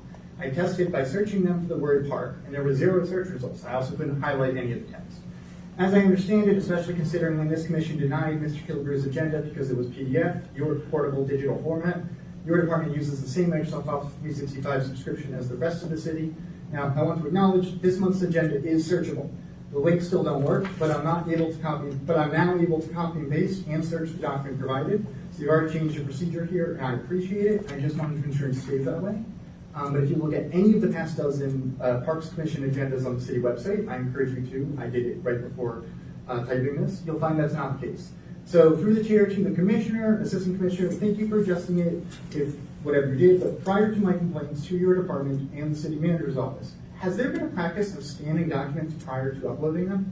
And if so, why? That is a question to Assistant Commissioner. Assistant Commissioner Antonelli Jr. Thank you, Madam Chair. So my recommendation is to file this item. David Webb, continues to come. He's been coming to this Parks and Recreation Commission meeting since the fall of 2023. During that time, and until last week, David Webb had no concerns about the agenda, the searchability, or any other issue. All of a sudden, it's now a problem. We've gone through multiple meetings on this particular topic, right? So with that being said, we've looked at the situation. We will address the situation to make sure that it is searchable, and we have that available to them. I would like this answered, but more importantly, I'd like to acknowledge why it suddenly became an issue. In the December agenda of 2023 and 2022, the rules were posted. This year, in presumable violation of the open meeting law, which I guess what we're talking about is, just wait a moment. This is a separate, Yeah, we can get to that in a moment. yes, we can get to that in a moment. With regard to agenda item, The rules were included in there. In the most recent one, it was included as presumably what is a link, but as Commissioner Toscaroni said, I'm the computer guy. I know that. Not everyone who interacts with the Parks Department is going to be able to use a link, especially if it's not a real link. And more importantly, we are addressing inequity, inaccessibility, and a year of the past year documented of this process. I would appreciate an answer to my question through the chair. Thank you. could you repeat the question, please? Sure. Through the chair to the commissioner, thank you for adjusting it, if so. But prior to my complaints to your department and the city manager's office, has there been a practice of scanning documents prior to uploading them? And if so, why?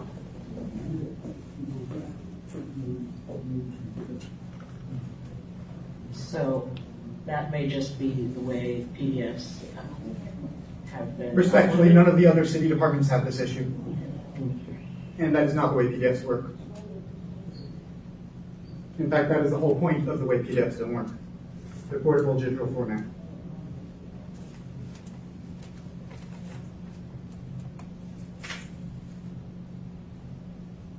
Sorry, one more time. Just through the chair. Questions or comments on this item? I'll comment on it. I'll say, I appreciate Mr. Webb's, sort of calling attention to just making sure that the agendas are a bit more clear, be able to be copy and pasted, more searchable. Because I also appreciate that. That's something that I utilize in terms of functionality when I'm going through documents myself. So it is something that I appreciate that if that's been changed and corrected. I think that to Mr. Webb's point, anything we can do to make these documents more clear, more easily read, searchable, etc., is great. I think that it sounds like his question is, was there a specific reason things were being scanned and then compiled as a single document that way versus another, and it may simply be Obfuscation. people's familiarity with the format, and how to do it, or it just could be this is how they've been doing it. I think that if we can continue to increase accessibility and making these searchable, readable documents, I certainly appreciate that from my end, and I do think that we can, if we can continue to work to make sure that links and other documents in these are clickable, if that makes sense, rather than or if for some reason if it isn't, we need to make sure that whole link is, I think, posted so that someone can type it in. But ideally, if it is something that can be done, if we can continue to improve on that, I certainly appreciate that as well. I just would like to acknowledge that this is how we're doing it is kind of part of the problem in the previously mentioned issues with Jeff Gilbert's fees. The term precedence was used a lot, and we need to not just keep doing things just because we have been doing them. That is how Worcester has a lot of the problems it has. We are trying to change things to do them equitably, and I appreciate you have, but we still need to acknowledge if it was a practice, and more importantly, why.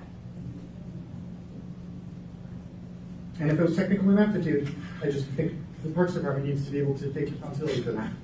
If it was malice, well, or inaccessibility, or any of the other things I've been talking to the city manager and this, as you acknowledge, this commission about for a while, then it's a pattern of other Can we issues. please have a motion on this item?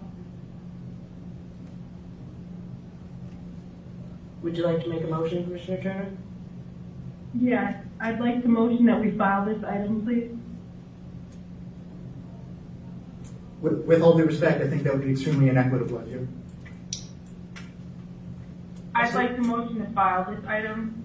Second, Commissioner Chacharoni? yes. Commissioner Darty? Yes. Commissioner Serrato? Yes. Commissioner Stratton? No.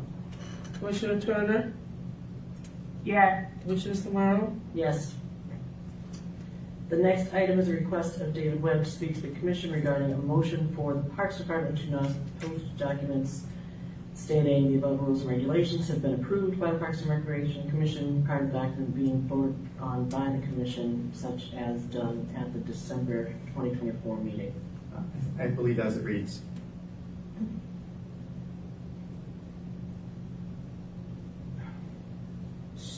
So through the chair, I guess, again, I believe it was the November meeting where it was stated that the minutes, that the rules for 2025 would be posted on the web for review, and talked about at the December 19th meeting. So just to be clear, point of order, not post documents. So what I'm referring to is the posting of documents.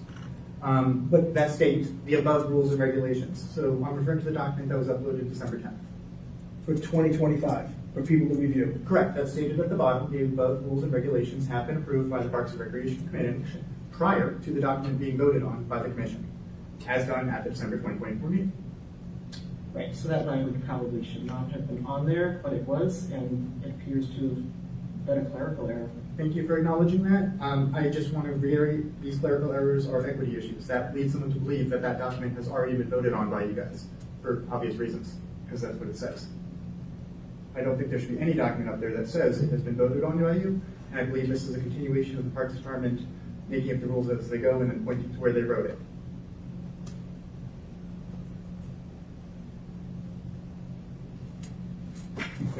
Would someone like to make a motion relative to this item? I have a question. Mm-hmm. Through the chair, to the assistant commissioner, has this document been updated? The item has not been updated. It is as it is and was effective as of 2025. And when was it voted on? December 19th.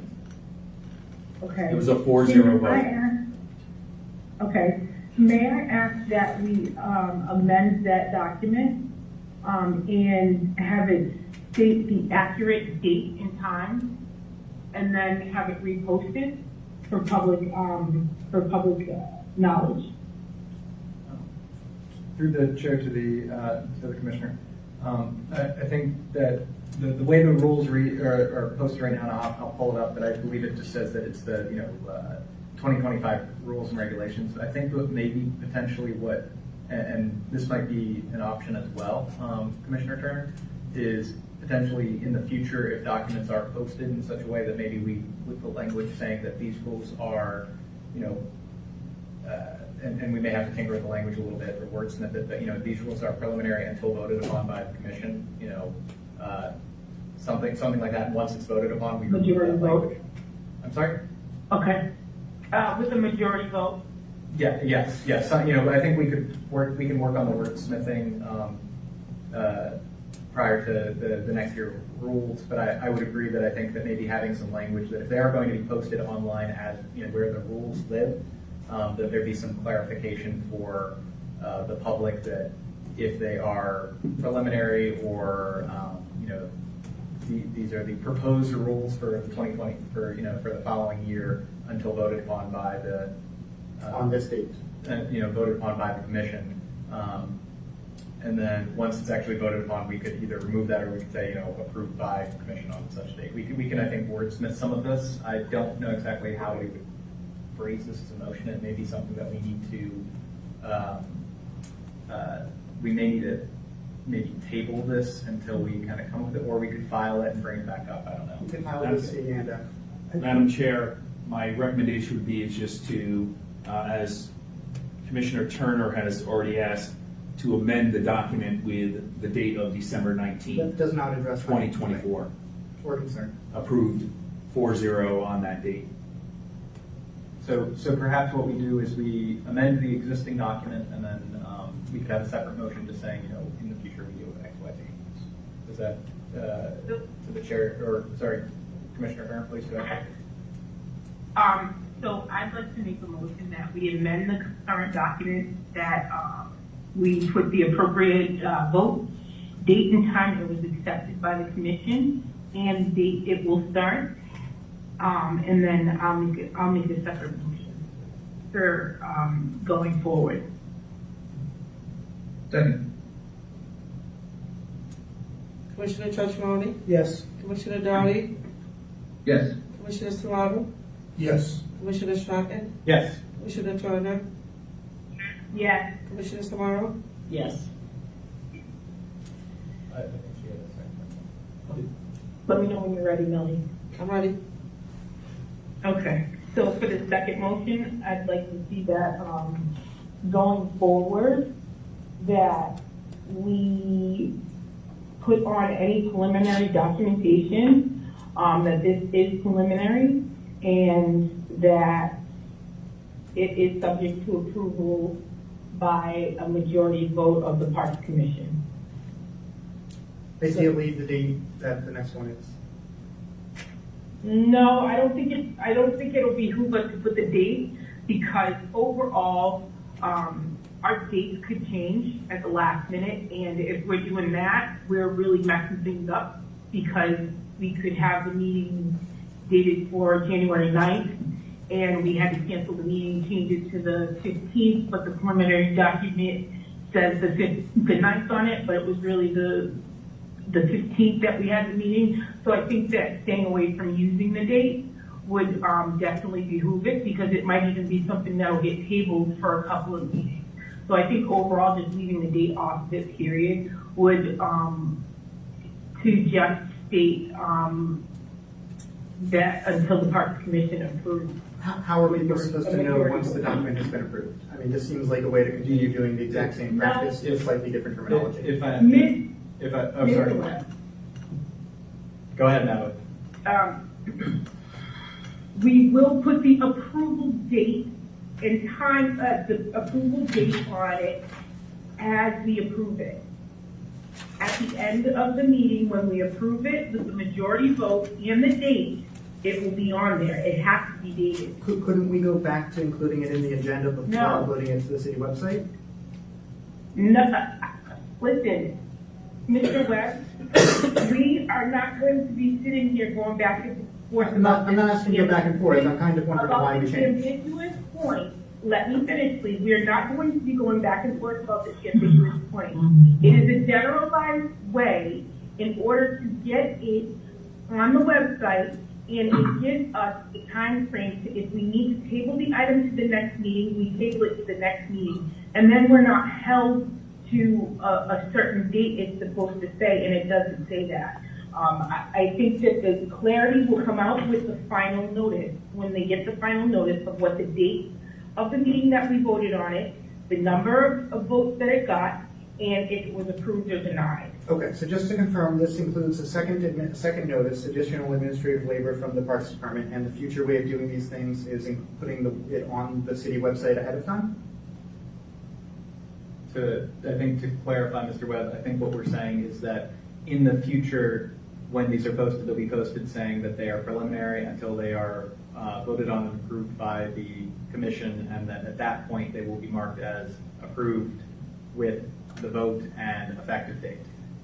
But what we are not including in this is we are not including that it's preliminary until being voted upon at such and such meeting, because again, meeting dates could change, and that will increase the administrative burden for the department. And frankly, I think would also increase the confusion for, as a constituent myself, who tends to be fairly involved, I would agree too. Is it on at this meeting? Is it on that meeting? You know, when is it going to be there? It's going to create a lot more chaos. It's a lot easier to say, great, when's the meeting? And I know that it's going to be voted upon at, you know, like I can go look at the meeting and see it on the agenda. Is it on the agenda? I don't need to look at the document itself to go figure that out. So from my perspective, Commissioner Turner, you made the motion, so I want to make sure that I heard you correctly on that. Millie, can you either reread what her motion was regarding this, or otherwise, I don't know, Natalie, if you want to repeat it. Like how she is, It was just to say that any preliminary documents, rules and regulations be posted saying that they're preliminary and that they will, they are not final until they are voted on by a majority of the Parks Commission. And can we amend that to include the effective date? Would you be agreeable with that, Commissioner Turner? Yes, with the effective date after they've been approved. In which case, I will second that motion. Commissioner Chacharoni, Yes. Commissioner Darty, Yes. Commissioner Serrato, Yes. Commissioner Stratton, Yes. Commissioner Turner, Yes. Commissioner Samaro. Yes. The next item is a. We have to file, Madam Chair. I'll make a motion to file that item. Second. Commissioner Chacharoni, Yes. Commissioner Darty, Yes. Commissioner Serrato, Yes. Commissioner Stratton, Yes. Commissioner Turner,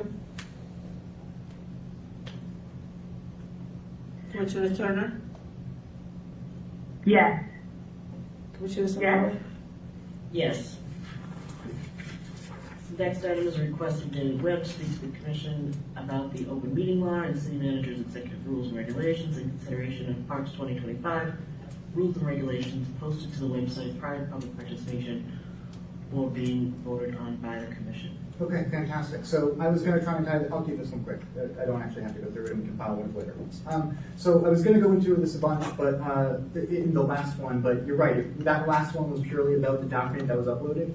This one is about the fact that we switched to a document being uploaded compared to the way it has been done previously, and now we just wrote it into stone that the new way to do it is officially the way to do it.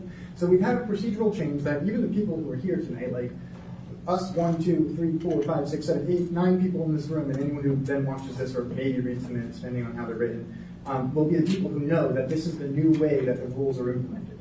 So we had a weird different way of doing it in the past few years. It was included in the agenda. Now going forward, it's apparently online. And as we've discussed, it wasn't actually clearly online. It was just blue underlined text that me, the computer, had to know. Anyways, you guys can file this. You're going to have to discuss this in the next 2 weeks. Thing I just handed the chair and clerk. Make a motion to file item D. Second. Commissioner Chacharoni, Yes. Commissioner Darty, Yes. Commissioner Serrato, Yes. Commissioner Stratton, Yes. Commissioner Turner, Commissioner Turner. Yes. Can you hear me? Yep. Commissioner Samaro? Okay, yeah. Yes. The next item is a request of David Webb to speak to the commission, request administration provide a list of violations and fees assessed between 2018 and 2025. As you might guess, this is related to my previous thing, it's helping provide documentation. I have previously filed a public records request for fees similar to the ones charged to Mr. Gilbert during his probationary period after complaints were received.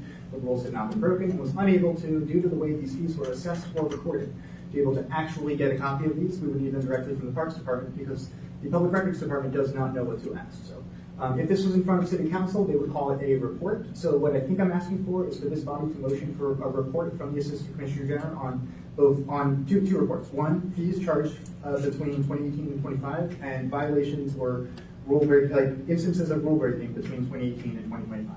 Two separate reports, and this will allow the commission and the public to recognize any inequities in this. And I want to note that we just heard from the two ice cream people who were here earlier today that they have never been charged a fee like this, in the way that Mr. Cooper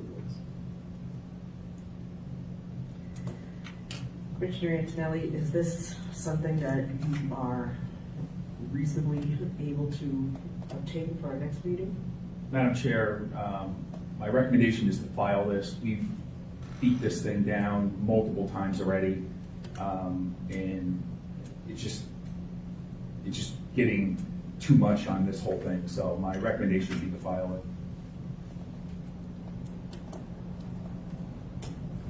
Through the chair, are you able to?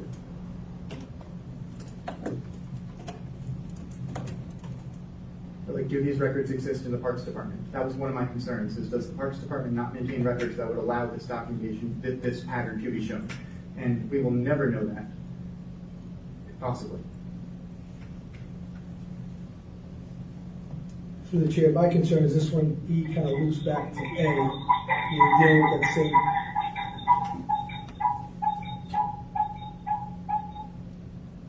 the same one incident that we've been talking about for a couple of years.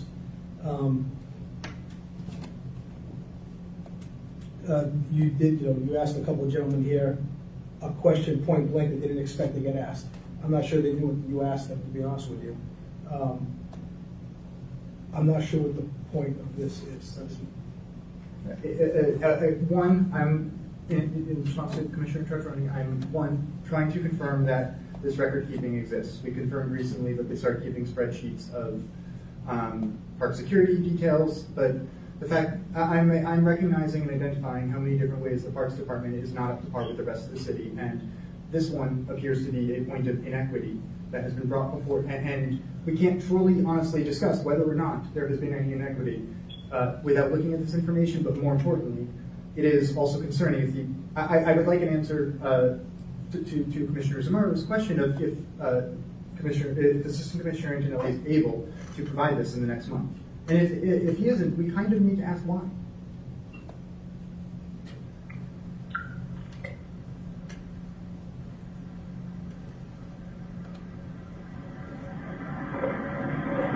Through the chair, are you able to provide this report at next month's meeting? Or in two meetings if necessary? Does anyone on the commission want to comment or make a motion? I guess the question being asked is whether, like I'm reading it just as it's written, is, request to provide a list of violations and fees assessed. It's not specific to any particular individual or any particular type of violation or fee. Is that something reasonably through the chair of the Assistant Commissioner that the department can provide, or could you provide a timeline on when that could be provided if it's something that, as Mr. Webb mentioned, he's not able to get through public record because of how it's being phrased? I just, in theory, this is all public record where it's available. It's just a question: is it something we're able to easily pull? And I just, frankly, I don't know. Through the chair to the commissioner, there's no report on this or a database that has all of that, so it's not easily accessible in any way. The other question is what do you mean by fees? What are the fees? Are they fees that are related to failure to do something, or fees? What? There's a lot of different fees. So what is the fee component to it?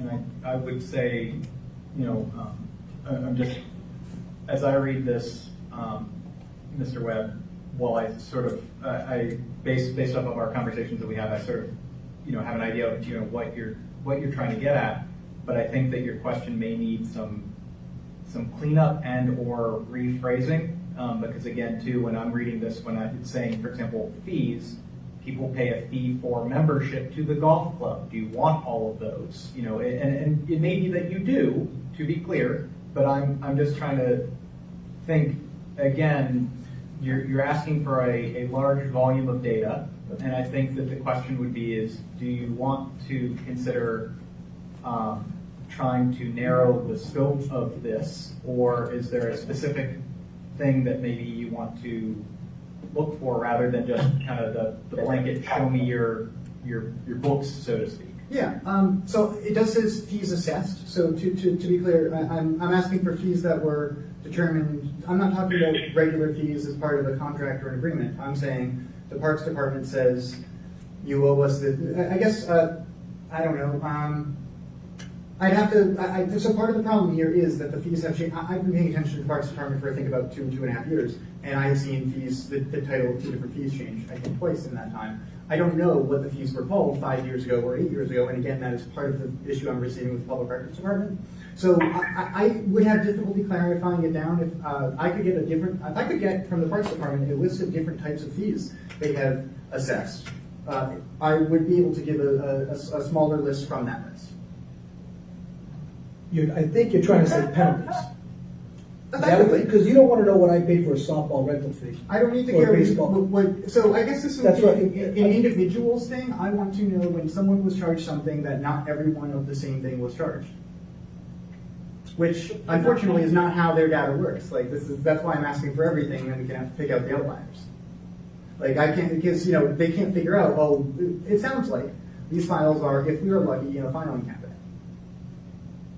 And I want to acknowledge that if we're lucky, they are stored somewhere where they are in chronological order. I'm acknowledging that this is not a searchable database. This requires some effort, and that if I say I only want examples of penalties they charge to softball people for food violations, So, it still requires them to go through all of them. So I might as well get all of them. So it sounds like you want all of the fees charged listed from 2018 to 2024? I said 2025 to include the 2024 year. I just wanted to be complete with that. Okay, so you want everything. So is it reasonable to say, through the chair to the assistant commissioner, that that type of report can be pulled for all fees associated to the Parks Department from 2018 to 2024?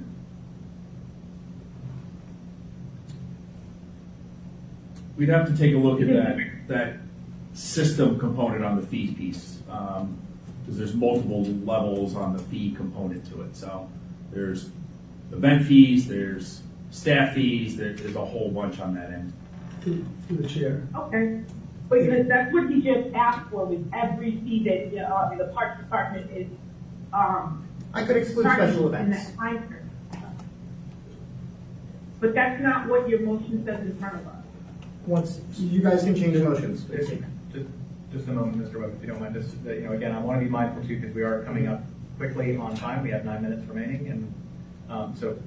Through the chair, correct me if I'm wrong, we went through that online payment system the last year, maybe 2 years, where everything was done online, gone are the days where we used to come in with a check to pay for something. You do it through the invoicing system, which I would believe is the treasurer at that point. The last 2 years, the city's gone to an online billing system. Yeah, the last 2 years have gotten a lot more accountable. So I would think you can go to the treasury to get that list from them. Respectfully, I'm more interested in the 5 years prior to that, and whether or not those records have been maintained.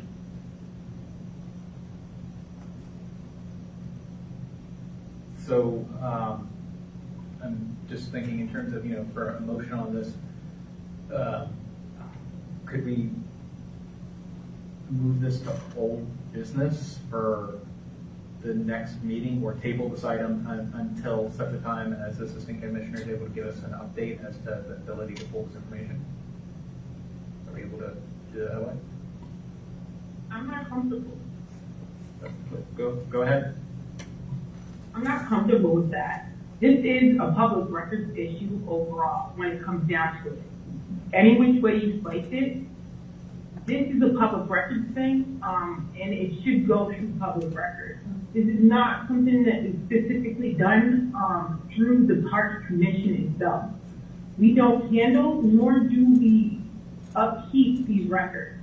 So if data in this massive way for the it needs to go through the Public Records Department. So, respectfully, if I went through the Public Records Department, it would be bypassing And you you need guys. to go back to that. If I went back through them again, what they will do is take months. It forces me to go to the state. They're going to make commissioner. They're going to tell me they're going to give me a limited number of records and tell me this is what was available. But also, more importantly, they're going to ask me to be more specific. I cannot request a list of all violations and fees, and I can't be more specific because, as Commissioner Antonelli has outlined in the past few minutes, there are multiple components to the fee structures. And as you are well aware, the fees have changed in the past 2 years and were different before that. And I have no clue what they were before that. I'm not about to go look through old documents that might not be on the website anymore because you guys replaced them now. So maybe, perhaps.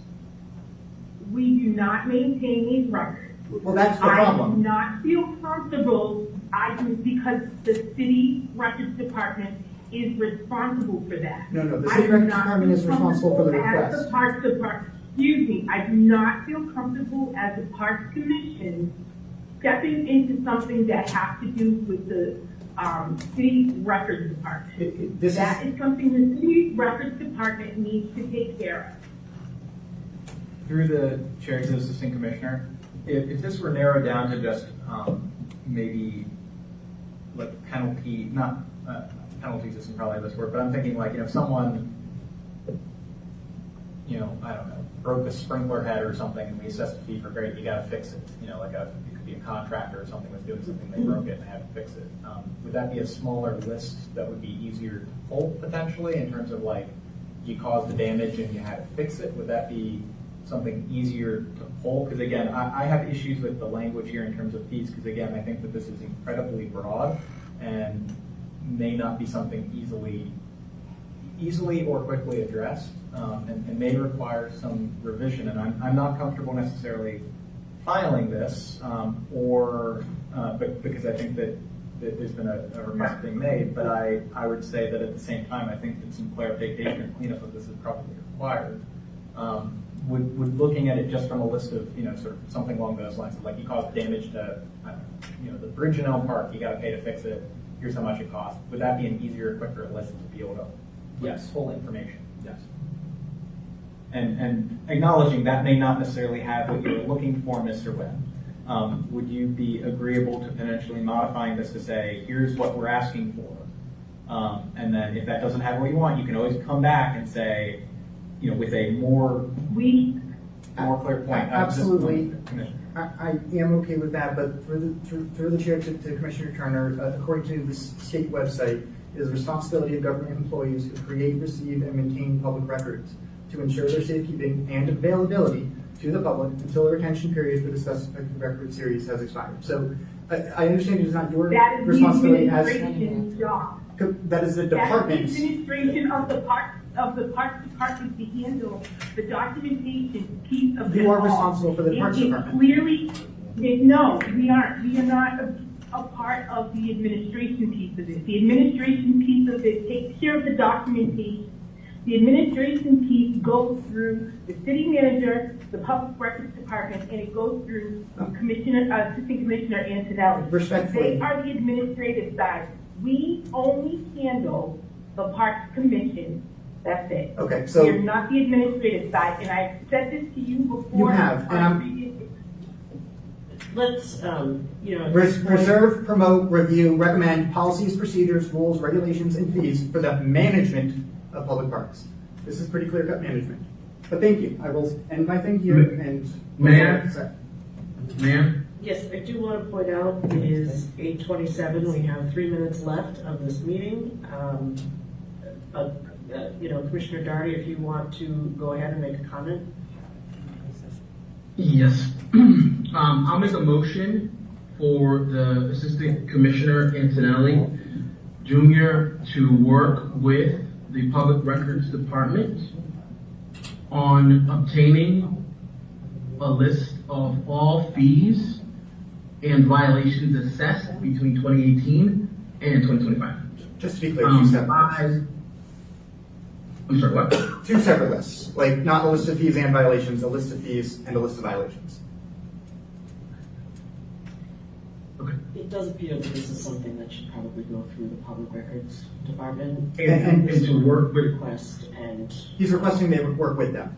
clarify. work with the Public Records Department, and have this list available for public record, by the June 2025 meeting.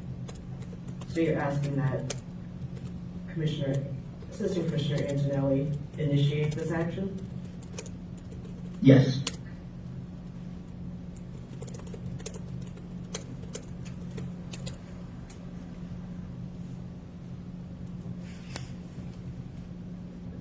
Just, I will note, I still have issue with, I think, the phrasing and language of this, because again, I think that it will be including things that frankly, and I'm making some assumptions here, Ms. Webb, that are not things you're really interested in or looking for this, and it will create unnecessarily administrative burden.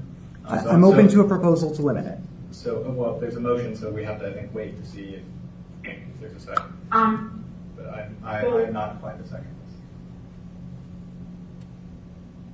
Here's the thing, before I second this motion,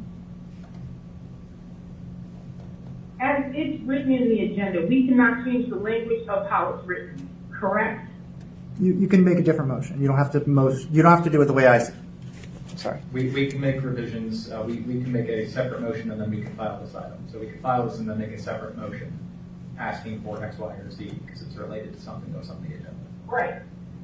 So the way this is written, it's gonna either need to be voted on or filed. So that's what I'm trying to get you to understand, Commissioner Stratton, is that, the way it's written now, it's written broadly. We can't do anything with this item. This item in and of itself is just a request of an individual to speak to the commission. There is actually no real action item for us to take here. It would need to be a motion on its own. This item gets filed or tabled or moved to old business. Okay. So I'll second, Commissioner Doherty's motion.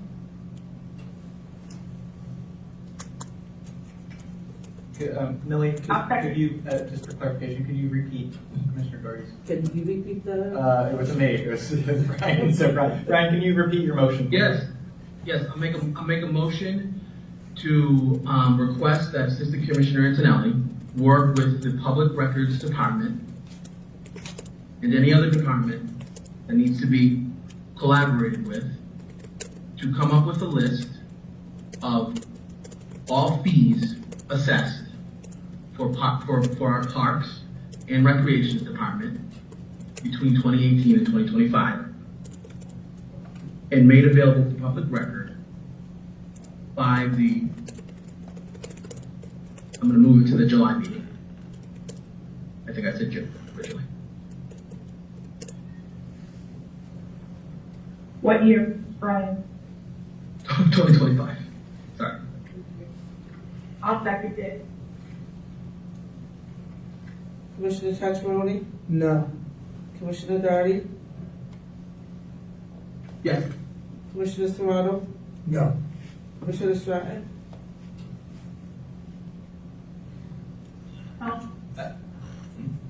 So, I know, and again, this I think requires clarification, just to be clear, which is why I'm voting on this. Commissioner Turner? Yeah. Commissioner Serrano? No. And then I will make a motion to file item E.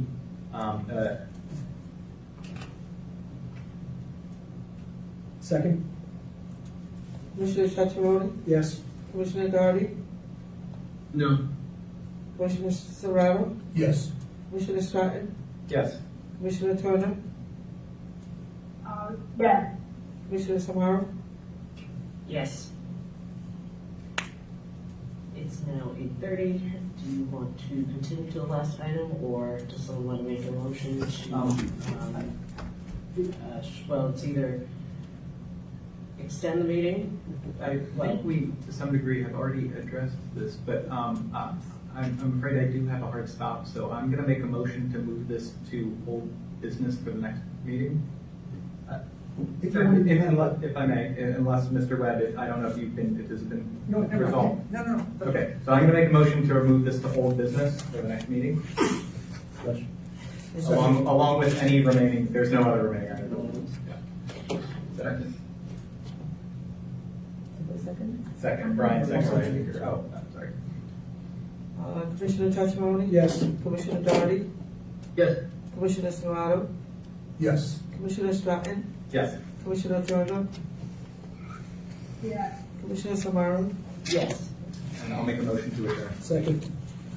Commissioner Tachiboni, Yes. Commissioner Doherty, Yes. Commissioner Serrano, Yes. Commissioner Stratton, Yes. Commissioner Turner, Yes, and that was pretty quick. Commissioner Samaro, Yes.